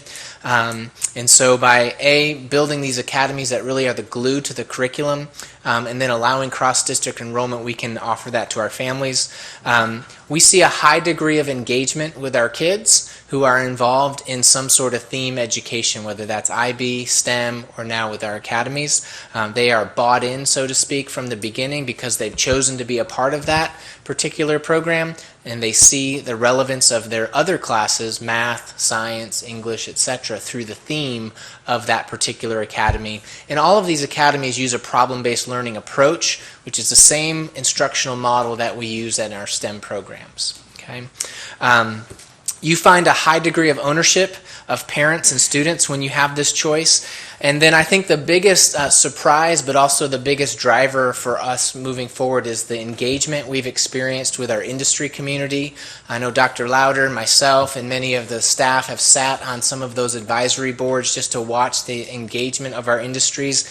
And when I say there's high engagement from our local industry, might even be an understatement. S&D Coffee, Alivo, our county government, and a lot of local small businesses are really excited about the academies and want to really shape and form the work that we're doing in our high schools. In fact, one of our quick story, one of our industry members said, they see these academies as a pipeline for their own business, in a way to groom, so to speak, the next generations of workers here in Cabarrus County Schools. And so they're very bought in, very excited. Some of the restrainers, two big restrainers that we have in offering choice. We already have the academies, they're up and running. So the idea tonight is just to update you on choice. The number one restrainer is we're not going to be able to offer transportation for all of these academies. And that does affect some families, particularly those that can't afford that transportation or have working schedules. And so that is a definite restrainer. I think we would all love to provide transportation for every single program we offer, but this is not too dissimilar to programs we already offer, like the Fire Academy at Concord High School, like the culinary classes that we have at Hickory Ridge. We have certain specialty classes at different high schools, and those really come at the cost of parents finding ways to make that happen for their kids. I will say that some of the equity with this plan is in the fact that now every high school does have something that is an academy-like. And so every child will have access to an academy. And one of the things we're finding with our academies is what they call transferable skills. And so while I may be a student at Northwest Cabarrus High School, and biotech and health sciences might not necessarily be the thing I'm all geared up to do as an 8th grade student, participating in that academy and learning my math and my science and social studies through that lens really develops some transferable skills to all kinds of industries, including that problem-based learning approach, which forces me to communicate, to tell stories with data, the soft skills that industry is saying to us. We need kids that know their reading, writing, and math, but we also need kids that can think critically, that can communicate, that are creative and innovative and have a little spark to them. So we're offering that to all of our schools, regardless of whether they can attend or not. And then the second restrainer, we already experienced this to some extent, is we might have students and families manipulate choice for the purpose of athletics. And we have to be a vigilant watchdog on that already with our IB program and our STEM program at Central and Concord High School. I will say that Brian and the staff in the Student Services Department under Dr. Lynn Reimer's leadership takes that very seriously, watches over that very carefully, and while we don't want to eliminate a student because they're an athlete, we also don't want families and students playing games, so to speak, with the idea of choice, so they can manipulate what team they're going to be on, and that they can start on Friday night or on Tuesday night in the basketball game. But those are some of the restrainers. You'll see some of the numbers there. You can also see the historical trend with Concord and STEM. And I just want to highlight the Concord IB program, because you'll notice that our academy numbers are somewhat low in in the first year, but that will build, and I'm confident that we'll get to our cohorts of 100 over time. And you'll notice that our first graduating class for Concord IB only has 28 students in it, whereas their freshman class has 70 students in there. So while you look at Hickory Ridge or J.M. Robinson or even Mount Pleasant and say, why are we doing this for 25 kids? My belief is that the programs will grow because of the quality of education that's happening inside those academies and the excitement and the connection to the industry that builds within the student body.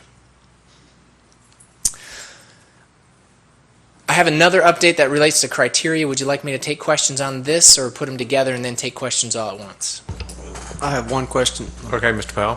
What percentage of those students, back on your previous, oh yeah, right there, what percentage of current students in the academies come from outside that natural attendance zone for that school? So right now they're 100% within the attendance zone. We have no choice right now. So if you're looking at those numbers there, Cox Mill High School, for example, all 127 kids in the Cox Mill High School IT Academy are Cox Mill High School kids. Yeah. But I think he's talking about IB and STEM. Yep, I was talking about IB and STEM, I guess. Oh, sorry. To just give a historical. Gotcha. Yeah. I don't have that number off the top of my head. I can get that data for you. Yep.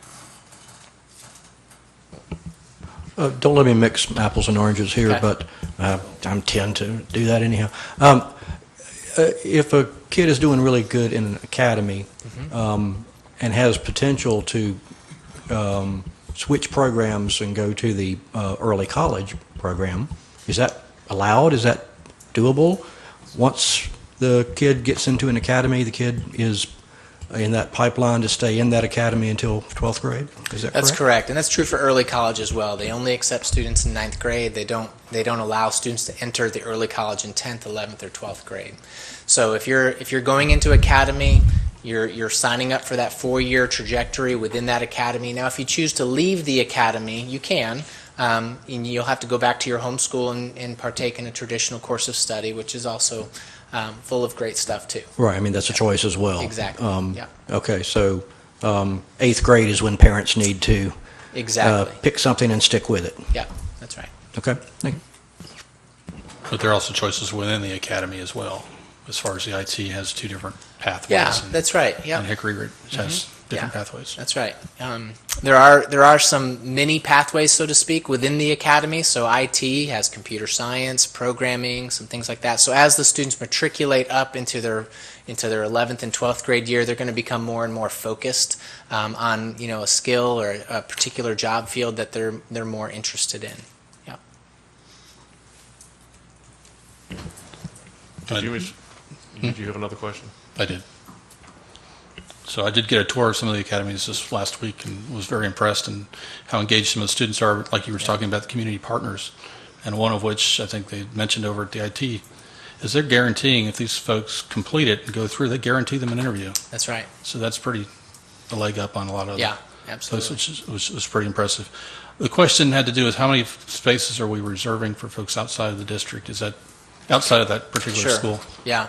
So we have two kind of Cox Mill and Hickory Ridge are in a different category than the other schools because of space, right? So we've kind of internally said Cox Mill High School and Hickory Ridge, because of the growth in that particular area, we're going to limit their outside enrollment to 20% of their cohort. So if they had 50 students enroll, then we would allow, I guess that would be 10 of those students to be outside of their district. If they had 100 students enroll, we'd allow 20 of them to be outside of their district. Whereas the other programs, J.M. Robinson, Mount Pleasant, and Northwest, they have space.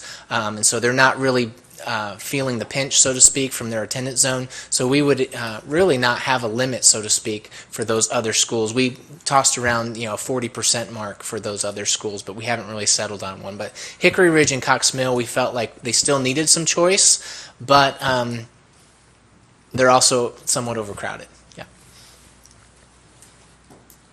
Okay, just using a percentage to that changes the number from year to year. That would change the amount. Exactly. Yeah. Cohort to cohort. Yeah. Okay. Dr. Phillips? Yeah, well, you answered one of my questions there. But I did have a question. I was a little confused because the Public Safety Academy is not listed in your table here. That's right. So are we opening that up also to students from outside of Concord High School to go to? Yeah, so the public safety, the reason it's not listed here is two reasons. One, it's not a NAF academy. And the other thing, it's not truly an academy in the sense of it's a self-contained program. The public safety, we've always called it an academy. It's a sequence of classes that students take, and then they got to take their other classes too. They're not related, they're not integrated with English and math and science. So that program will continue to operate as it has been, which does have choice for students to participate in outside of the Concord High School zone. Yeah. Okay, thank you for that. All right, Dr. Van Hukelum, you said you had something else that you...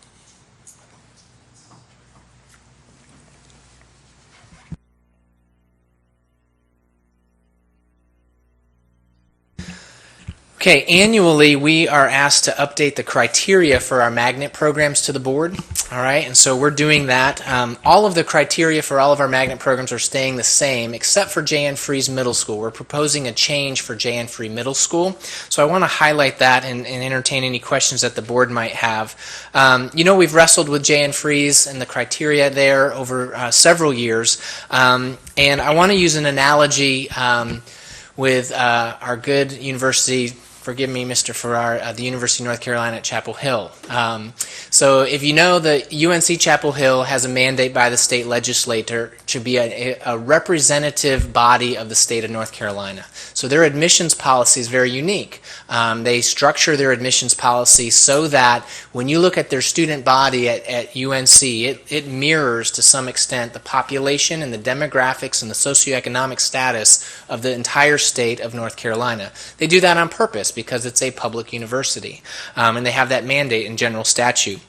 As we analyze the demographics of J.N. Freese Middle School, we want to have a similar type philosophy for J.N. Freese, that J.N. Freese might also mirror the demographics of our county, from free and reduced lunch population in particular.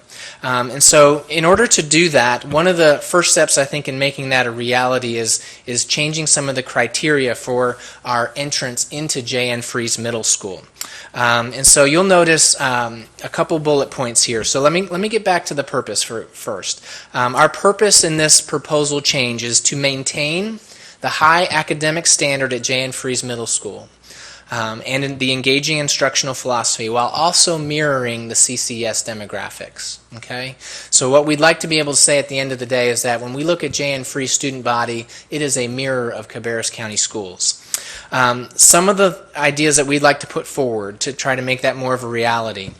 One is we would like to reduce the transition from during 6th to 8th grade by eliminating the academic criteria for matriculation. Okay, as you know, year after year, rising 7th graders, rising 8th graders have had to kind of prove that they belong still at J.N. Freese, and some students have had to leave and go back to their home school.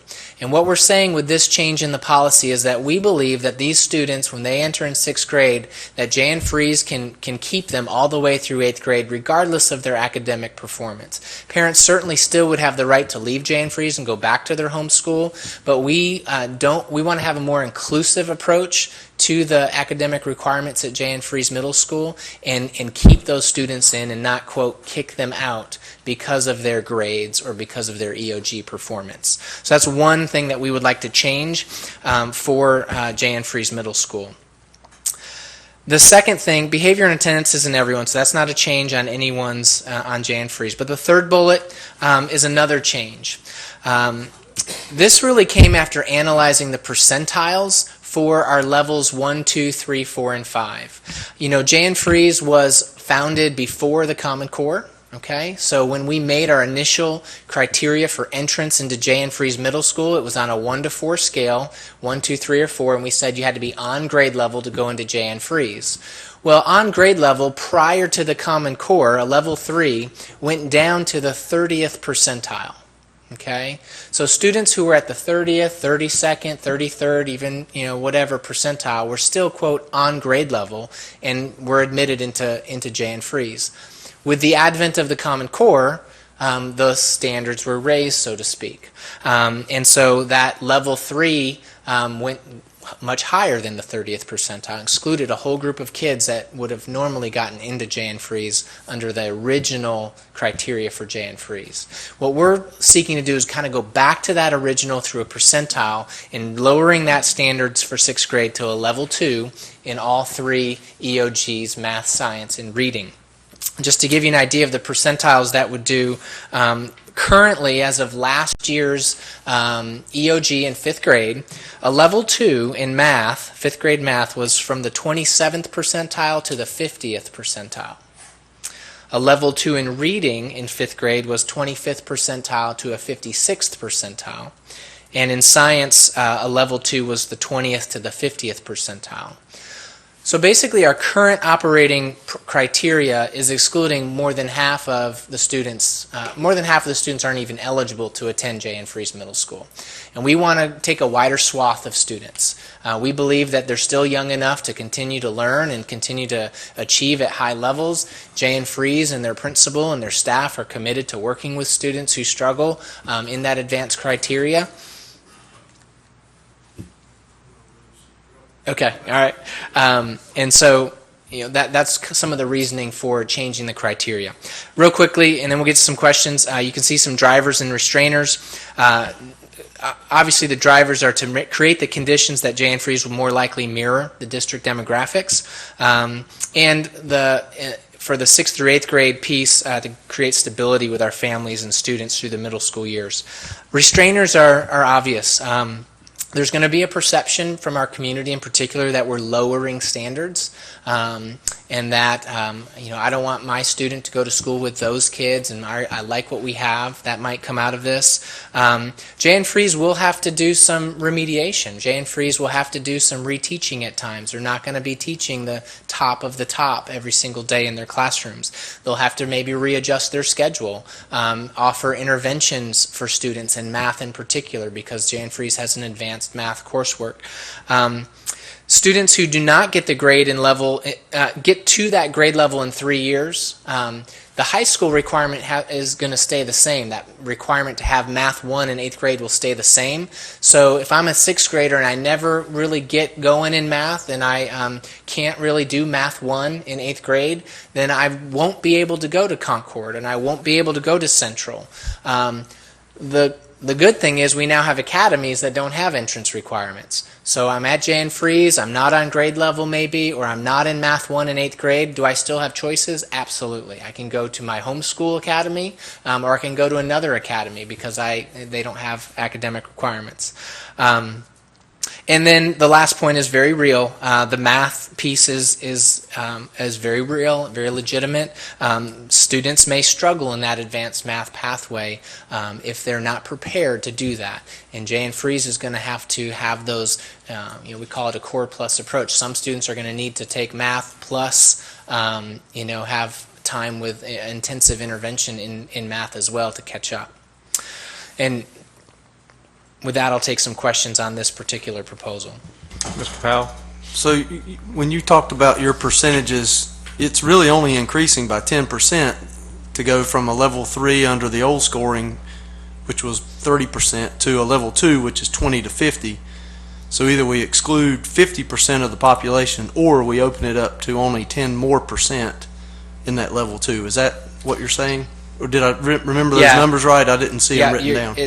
So just to give you the real, if I do the math, you're going to be 13% in math, 20% in reading, and then 20% in math. Okay, so they're depending on the subject, it's right about there. Yeah. So it's opening it up a little bit or excluding a lot. Or you get into scale score, which is kind of a mess to deal with. Yeah. Other academic requirements for entry, meaning grades, etc., do those change under this plan? Or no. So let's look at, I think I have it here. This flow chart that we spent a lot of time on over the year, last year, would need to be updated, okay, if we approve this, but it really, in my opinion, it would become somewhat obsolete because now any student who is wanting to go to Jan Freeze and it would be excluded would now be a level 1, okay? Now we still need an appeal process because there still are outliers, right? So there may be a level 1 student that has high grades that all the teachers say, oh my gosh, I can't believe they got a level 1 on that Thursday that they took the test. And we need a way for that child to still continue. But I expect that to be much less. So we would still follow that kind of appeal process for any level 1 that still really wanted to get in. And so in that case, we would use grades, we would use teacher recommendation to kind of make that decision. My anticipation is that would be very few students. Good questions. Mr. Harrison? You'll take Doctor? I should not. That wouldn't be fair to anyone in this room, I'm sure. I'm hearing you imply that this level 2 and 3 scale is out of sync with the Common Core?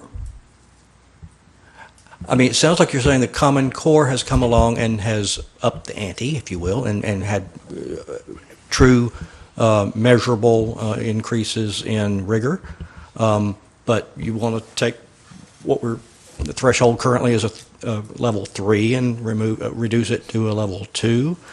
Why is this? Something seems out of sync to me between these two criteria. Help me understand. I'm not even sure how to express what I'm trying to say. So you have to help me in my answer then. Well, that's all right. No, I'm not sure where I'm going with it either. So again, I think it falls. These are the pieces that this system uses to get a child into J.N. Freeze's STEM program. Yeah. And of course, the perception from the public will be that we are lowering standards. Exactly. Well, the Common Core has raised standards, so So the public understand the disconnect between those two things. So I think you got to separate the two issues. The Common Core and the, quote, raising of standards has said on this particular test, we now say that a level 3 goes down to the 50th percentile, let's say. So only half of the students in North Carolina are on grade level in any given subject area. Before it was 75% because it went down to, let's say, the 25th percentile. When the standards were lower, when the standards were easier. Correct. All right, I'm closer to it, but keep on going. So then you have, that's one piece of the equation. Maybe I separate that from what we've created and what we've done and what we believe here at J.N. Freeze, and they don't have to go together.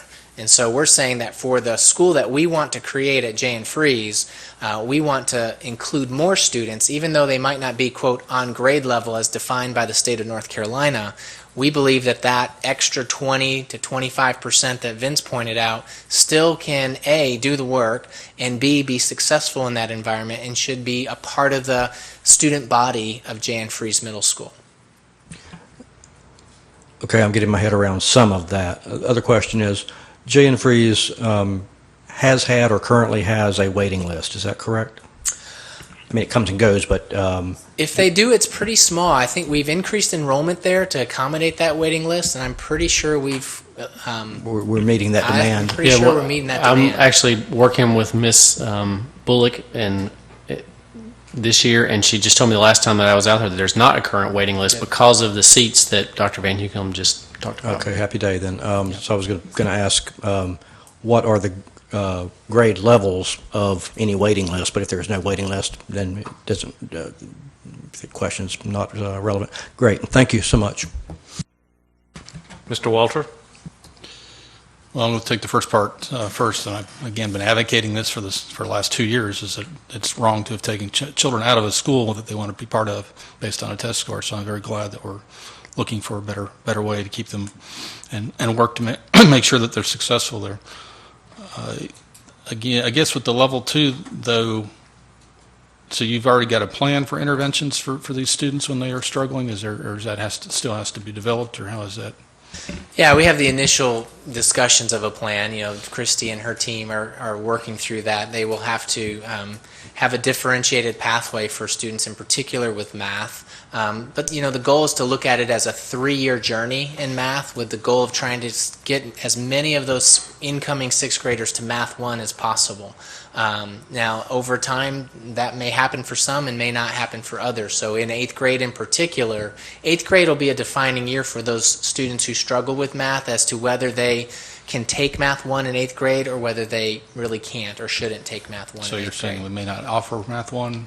No, we'll offer Math 1, but some students may choose we're not not to require- take. we Yeah, won't that's require right. That's Math right. 1. So you might have a group of 8th graders, and 75% of them take Math 1, and 25% of them take 8th grade math because they're really not ready to take the rigor of that Math 1 course. Okay. And again, the level 2, I would imagine you're going to have more folks that are interested in participating, and that would be a seat issue. And we've had issues in the past where we have had well over 100 people more than we could take. I guess we'll find out after Yeah, we'll this find out, enrollment yeah. period. I hope But we in the have case more, that we yeah. do have several more, what are our options?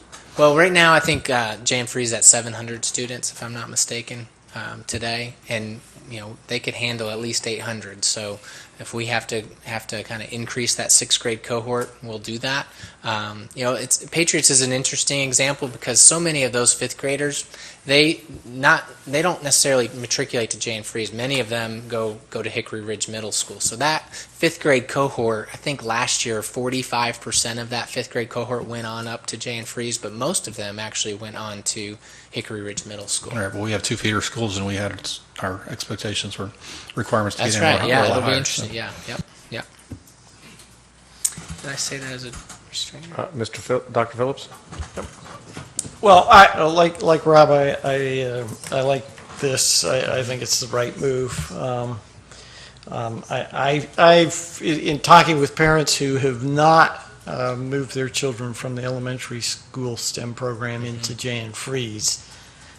I get the impression that some of them are holding them back because, well, they're not going there because they're afraid their child won't be able to make the grade in 6th grade, and then they'll be at another middle school in 7th grade. And so why not just send them to that other middle school from the beginning so that there's not this double transition? So this will take away that fear.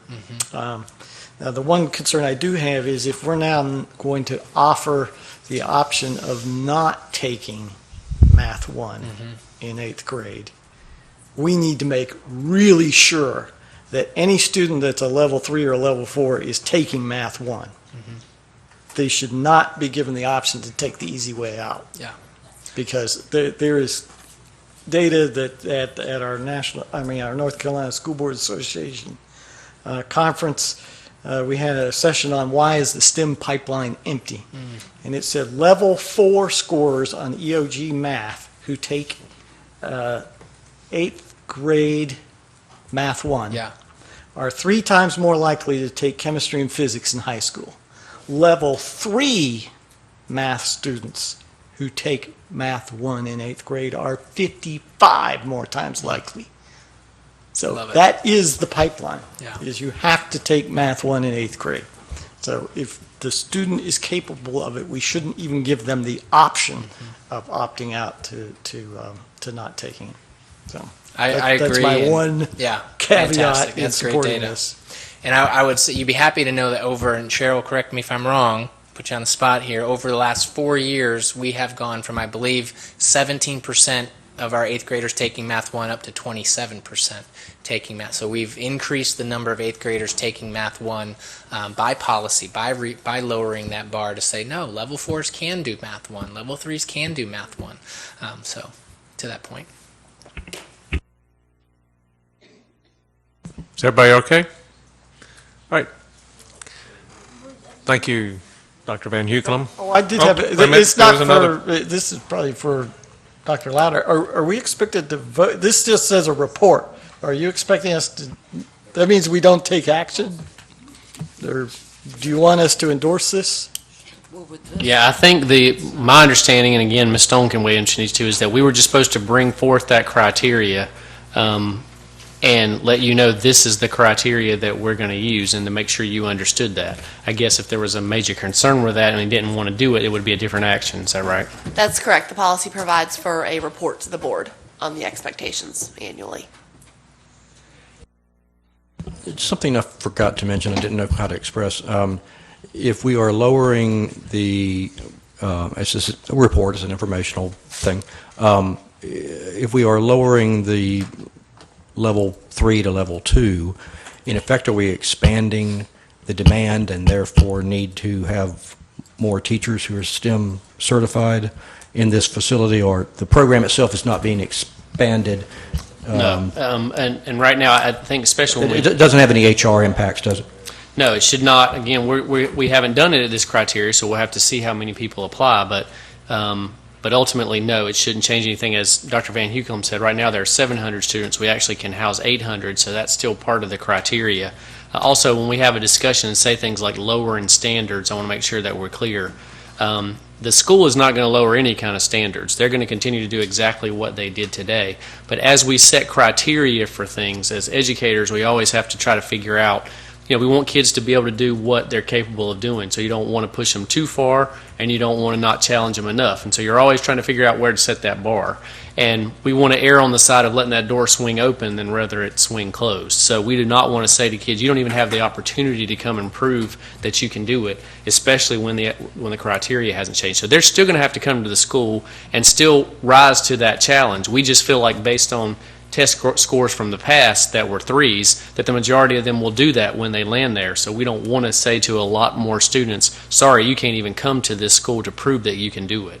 And that's based on data from the past. So we feel like that's going to be a really good thing for them, and certainly have talked about that with Jay and Free. So I think Mr. Powell's point that, yes, you're lowering that just a little bit to keep from excluding another 20% on the other side, and that is not where we want to I like land. to say expanding. Yeah.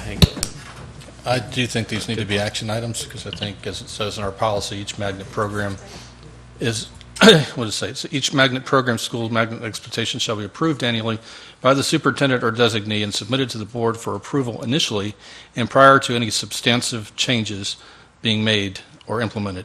So I think these are some substantial changes. I think we just need to approve them. Okay, well, we can put that on the action agenda for our next meeting. Is that okay with you, board members? We'll vote on this. Or we could put it on the consent agenda. Would you be okay? We'll put it on the consent. Good job, Dr. Phillips. So this will be on our consent agenda for the next meeting, the report that Dr. Van Hukelum presented to us. All right, board members, I think we need to take a small break, so we will convene for 5 minutes. I'll see everyone back in here at 8:30 sharp, and we'll get restarted. Thank you.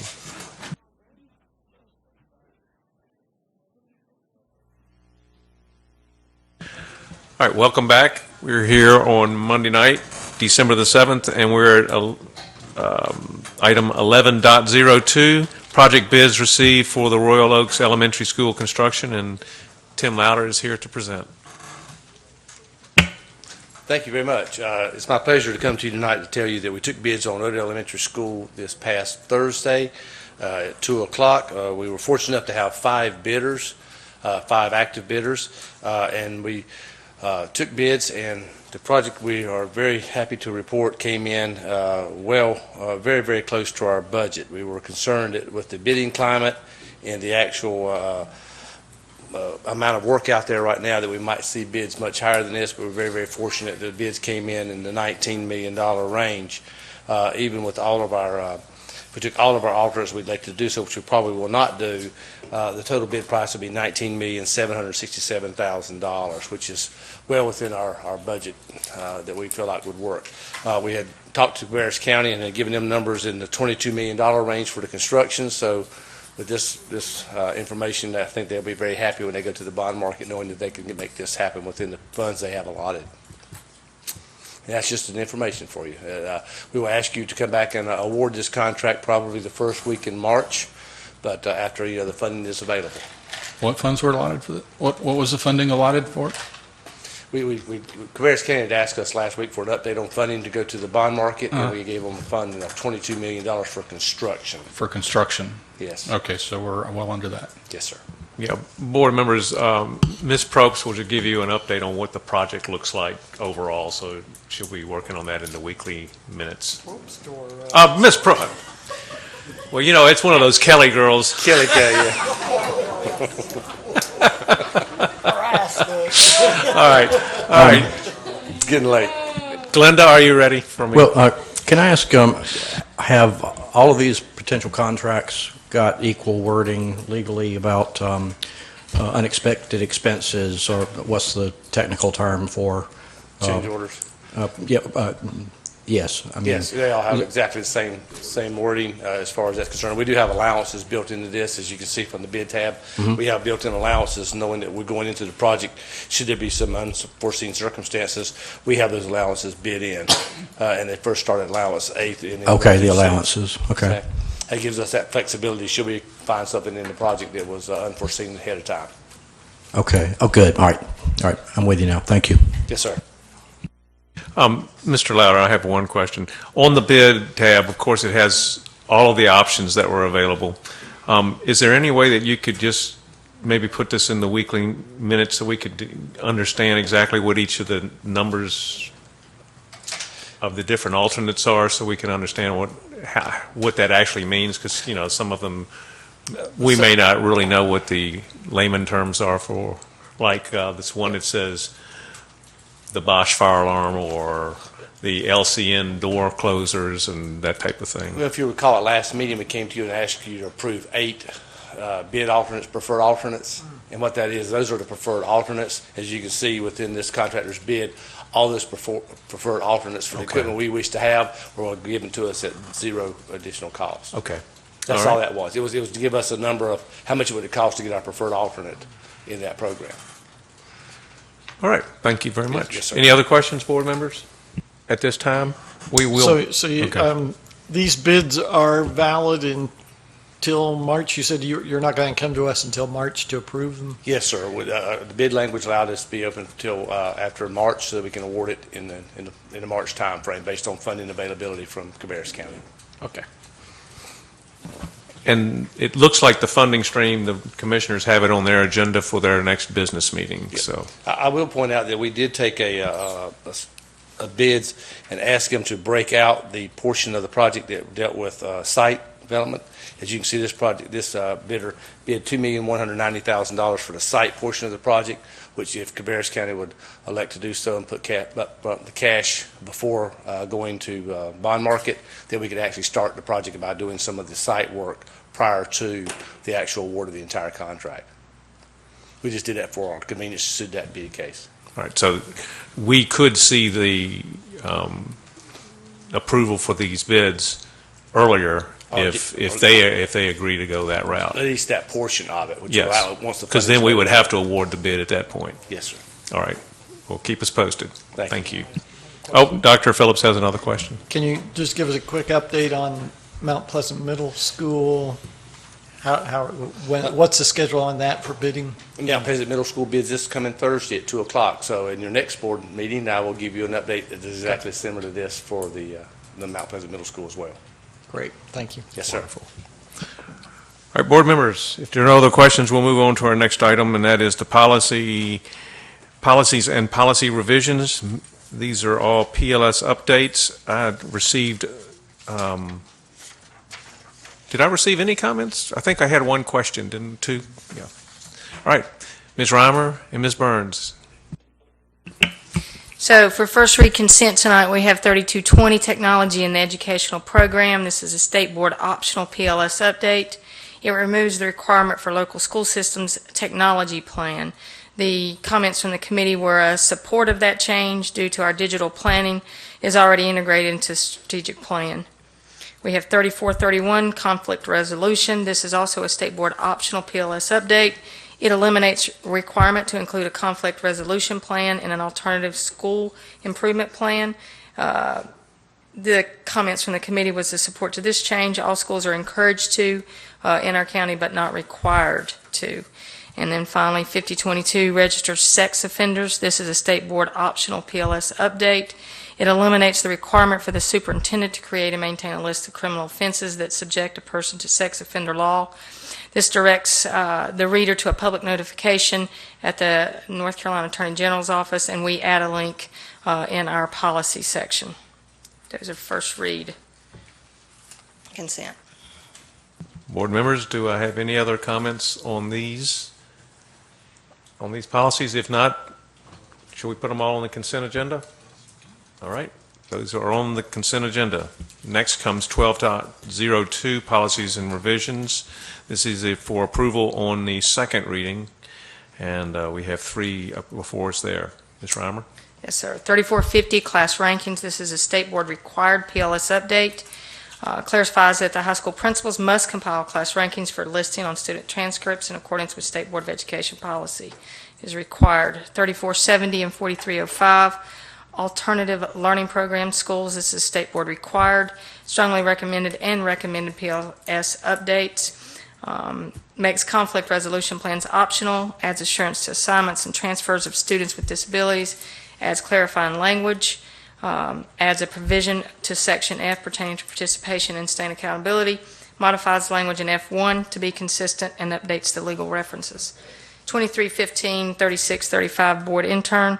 This is a board request for a new policy addressing student board interns, and the policy committee recommended approval as written. Board members, consent agenda? All right. Consent agenda, Ms. Monroe. That takes us to item 13 for consideration at the December 14th business meeting. We have the policies and policy revisions on approval for the first reading. And we have one policy out there, and that is the employee use of social media, 7335. I don't remember seeing any comments on this. I was surprised. But Ms. Reimer, I'll let you take it from there. Sure. This is a new policy. It's the employee use of social media and electronic communication. This is a district-initiated policy. It was initiated based on current issues and change in technology that have prompted this policy. Our attorney, Sarah Stone, drafted that, took it to the committee, and the committee supported the policy with input from our attorney, human resources, technology, teachers, and principals. Board members, are there any comments on this policy? I'll just comment and congratulate Ms. Stone for drafting this. I was one of the ones that had concerns about the previous policy, and I feel that this one is much stronger. It's very clear on what you cannot do, so that it's not this nebulous, you shouldn't, you got to be nice, sort of thing. So, I think it's definitely something that I will support. Well, do I hear a consent agenda for this item? Okay, we'll move this to the consent agenda. All right, that carries us to 13.02, Odell Elementary School road improvements. Mr. Louder is running back up to the podium here.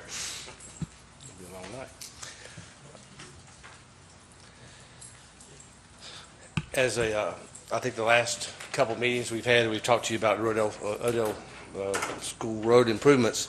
Happy to report, obviously DOT did approve those improvements that were necessary both on Odell School Road and Highway 73. Those were presented to the contractor for pricing. We're very happy to report that on the Odell School portion of the NCDOT improvements, the contractor looked at those improvements that were necessary and found that they could do those improvements within the existing contract with no additional charges. Okay. The bad news is we have not yet received final pricing on the Highway 73 improvements. He was not able to pull those together for us at the state.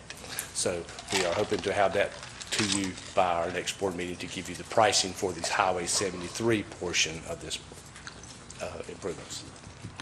And just as a refresher to the board members, we actually have a separate budget for the 73 piece, so it's not included in the Odell project budget. It's kind of got a its own life. Is that The correct? the Odell portion of the improvements were included ahead of time. We knew what we would have to get into there. Of course, working with the developers and trying to determine exactly where we were going to tie into Highway 73 caused us to have to delay that. So we did have a separate budget item for the Highway 73 improvements, whereas the Odell, like as you said, were included in the original contract. All right, and the commissioners are well aware that once we get that price, we'll be bringing that forward to them separately, and they still understand that it's separated. Is Yes, that sir. correct? It's a Good. separate budget altogether. Wonderful. Any other questions? All right. Now we move on to 13.03. This is the North Carolina DPI Facility Needs Survey, and Mr. Louder is coming back up.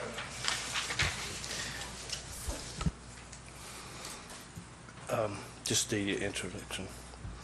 Here we go. How about that? Okay. I got to drive that myself. I did pretty good enough. Okay. As you're aware, North Carolina Department of Instruction requires periodically that we submit a 5-year and 10-year needs survey to them, determining what our needs for capital outlay are. And in doing so, it's kind of a tedious task. We had to go through and look at all the, we use the Banning Howey study in great detail here to pull forth the cost figures associated with this this study. I will give kudos to Dave Burnett and Christine Bartley. They worked tirelessly to put this thing together. As you can see, it was rather cumbersome, and this didn't quite all of them couldn't quite fit all in the binder, but that's a pretty big, the study has to be put together. We do have a summary for you. That's what you have in front of you. And let me go back to that just a minute if I can. I don't want to brag too much because I almost didn't make it there. Our summary for the 0 to 5 years.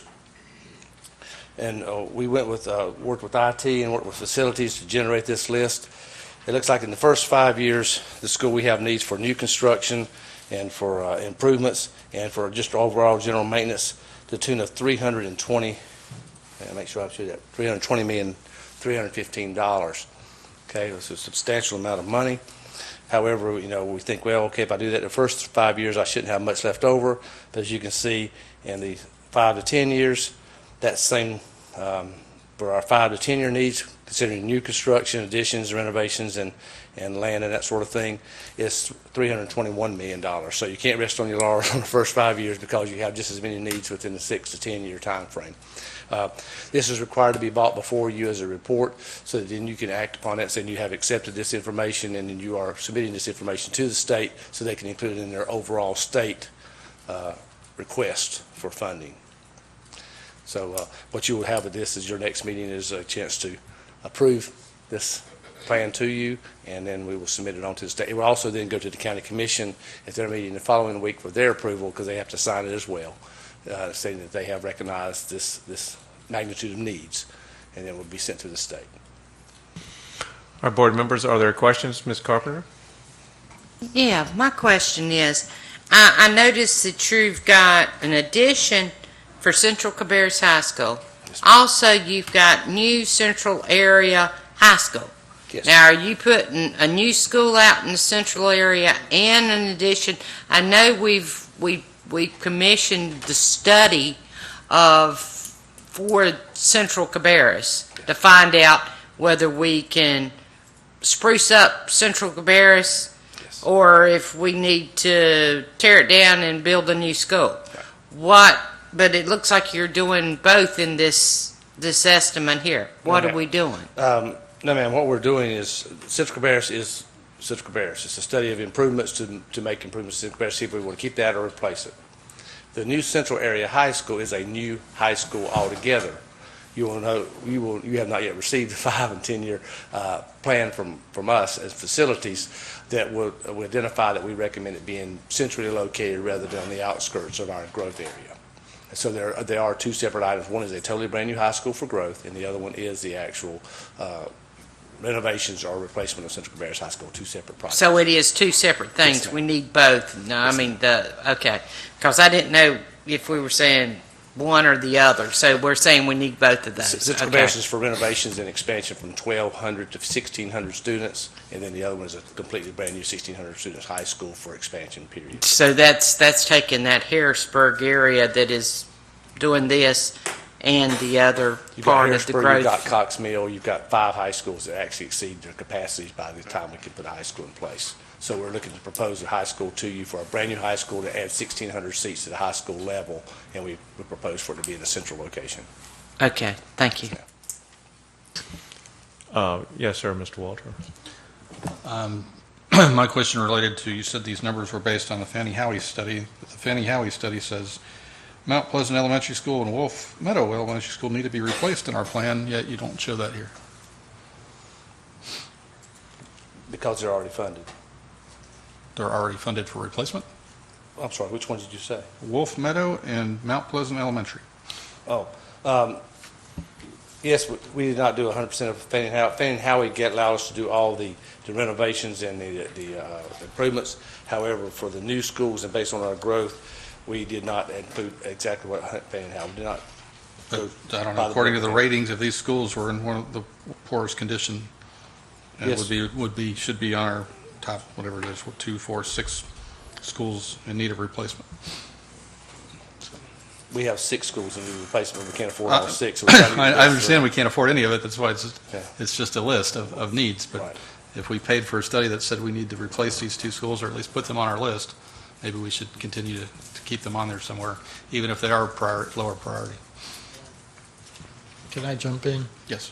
He does have 5.6 million in renovations for Wolf Meadow in the 0 to 5, and then there's another 1.8 million in the 6 to 10. So it looks like they're, at least for Wolf Meadow, they're taking the approach that could be renovation. And actually, as I look up here, Mount Pleasant Elementary has 6.5 million in renovations And then in the next 5. So I guess you made a judgment call and said it's worth renovating rather than just total replacement. At this point, yes. At this point, At this point, yes. Just looking for justification or reason behind that. Not that, when it comes time to do those renovations, we may do exactly the same study we're doing at Central Cabarrus to decide whether is it more economical to try to make improvements and additions to it, or is it just replacement? But at that time, we're not quite in the position to make that judgment at this time.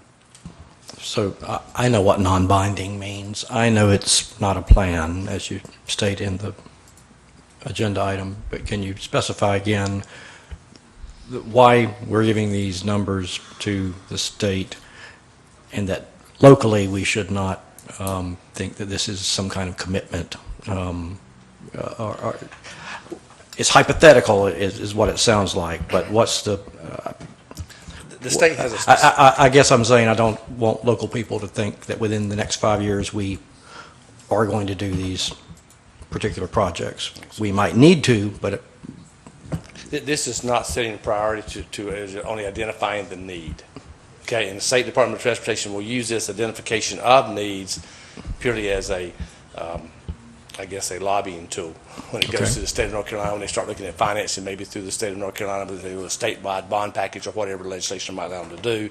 DPI will use this information to say, I have X number of $1 billion worth of needs across the state of North Carolina. We need money. And that's pretty much what it does. Well, if it's a statement of needs, then probably those 2 schools probably should be added to the list. Well, we have a need of we've got about $16 million I in there for those needs.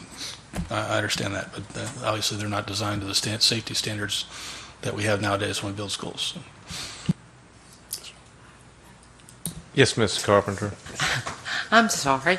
I look at this, and you'll have to kind of bear with me, Tim, because I always look at Concord High and see the money that we put in it and look at the age of it.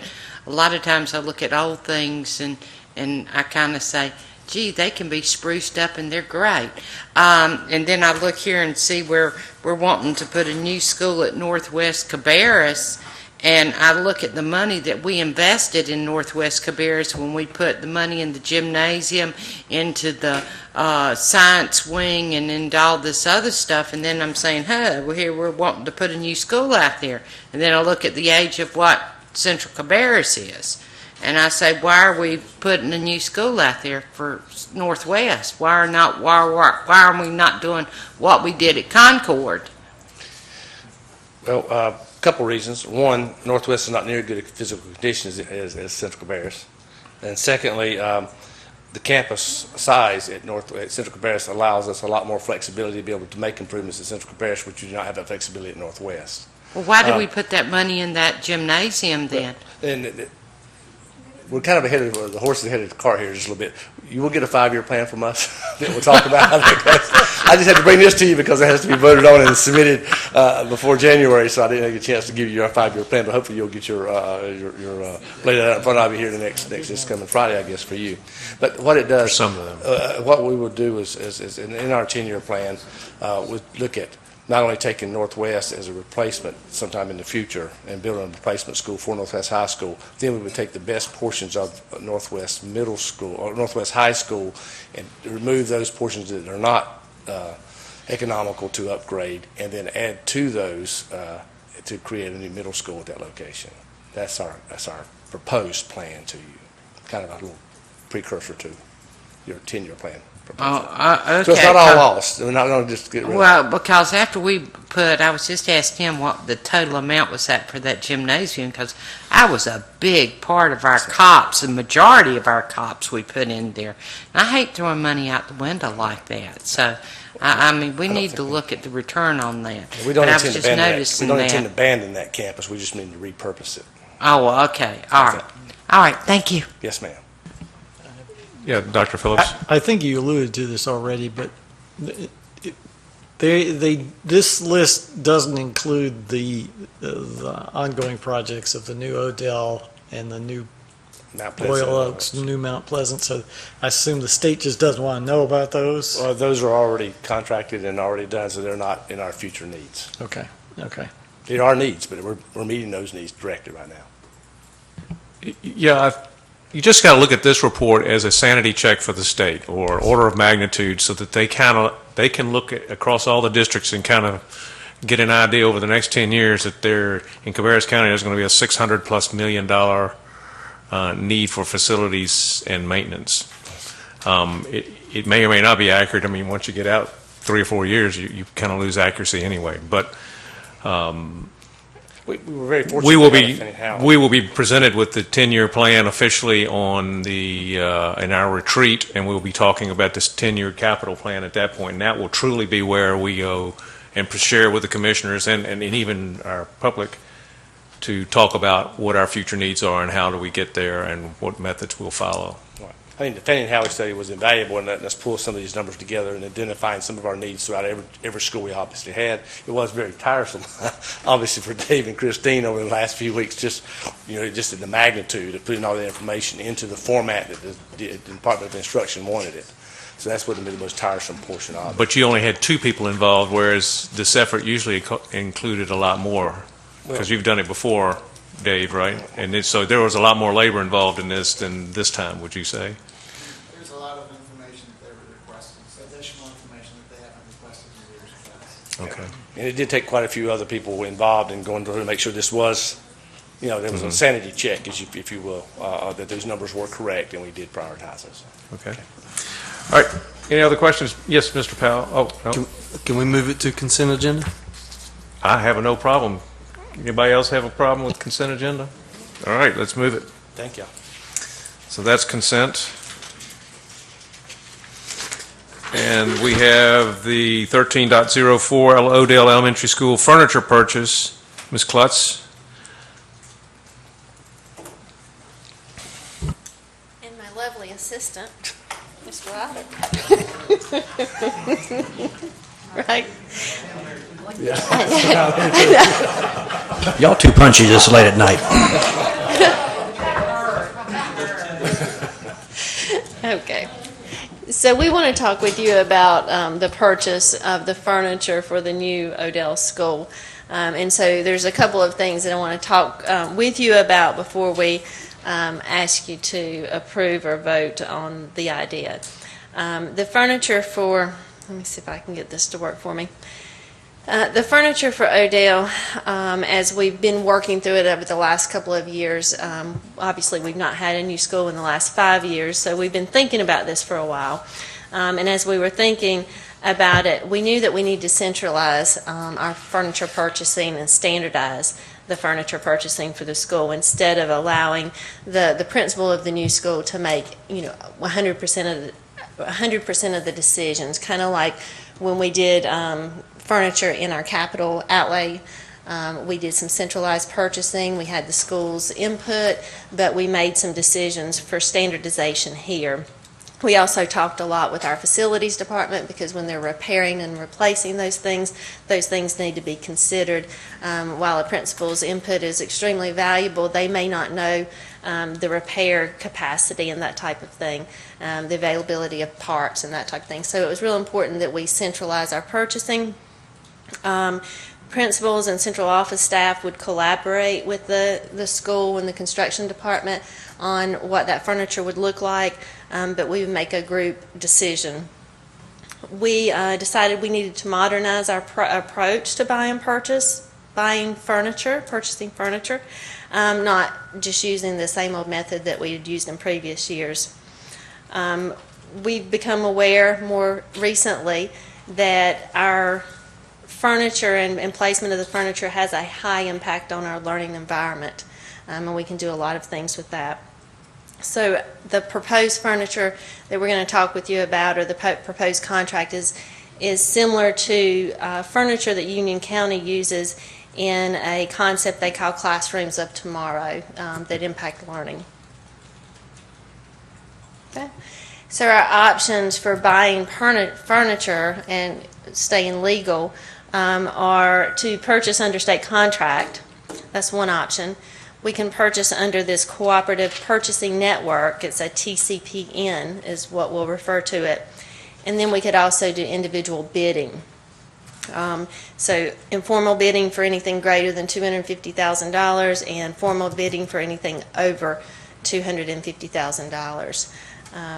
And we know that this budget is more like $800,000, so we would be looking at formal bidding. Okay. We are recommending that we use a TCPN contract, that National Purchasing Cooperative, to purchase the FF&E, and I'm going to tell you a little bit more about that. The pros, the benefits, the advantages, all of those things in doing a TCPN contract is that it's a legal bidding requirements are satisfied. They're taken care of for us. They're done. It minimizes the risk of contesting bidding to the board, so you wouldn't have the likelihood of that would be minimized for you. We would have the ability to have one vendor and one responsible party. It's very similar to a general contractor type of situation where you have that responsible person and then there's people under there that they work with. This allows competitive bidding, competitive pricing through an RFP process. And with the RFP process, you get to identify what you want specifically in that RFP. It's not always the very lowest price, because with the very lowest price, often you get the very lowest quality. So what we're looking at is a good price for good quality. Okay. Overall, when you look at the price for the bid and what you get, we've actually got the lowest price with good quality. And so that's where you want to be at the end of the day. But you don't always want the lowest price because you don't want the poor quality and the poor service that goes along with it oftentimes. With the RFP process, you can indicate those types of things. So it affords us good value. It provides us the ability to use multiple manufacturers. And often, so that's one of the restrictions with state contract. You may be pigeonholed into using one manufacturer. And I like this, and it's from one manufacturer, but I like this, and it's from a different manufacturer. So with this, we have an option to choose different manufacturers. There are, because of the size and the scope of the project, we'll get a project manager that will manage the purchasing and servicing and monitoring of that. That's going to reduce the responsibility for our construction department, our principal, our school treasurer, all of our staff. It'll take some of that burden off of them. There are volume discounts with this contracting, so obviously we're spending a lot of money, so we'll get decent, that comes into why we got the price that we did. It is a national contract, but they use local vendors and they use local people to service and that type of thing.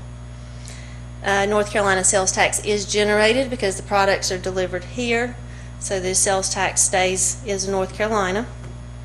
Employees, installers, people that work at their warehouse, salespeople, all live in North Carolina. And it saves us, another advantage is that it saves us a good deal of time so that we're not bidding $800,000 of furniture. Bidding that it takes a lot of time for our staff. Okay. Some other information that you might be interested in, you may want to know if there are fees involved. There's an administrative fee. It's 1% to 2%, and the vendor pays that. And some of you are familiar with e-procurement. It's something that state insisted that we do about 10 years ago, and there was a fee involved. It was 1.75%, and the vendors paid it. So sometimes, in some way, you know that those vendors are going to pass that along to us, and I'm sure they do.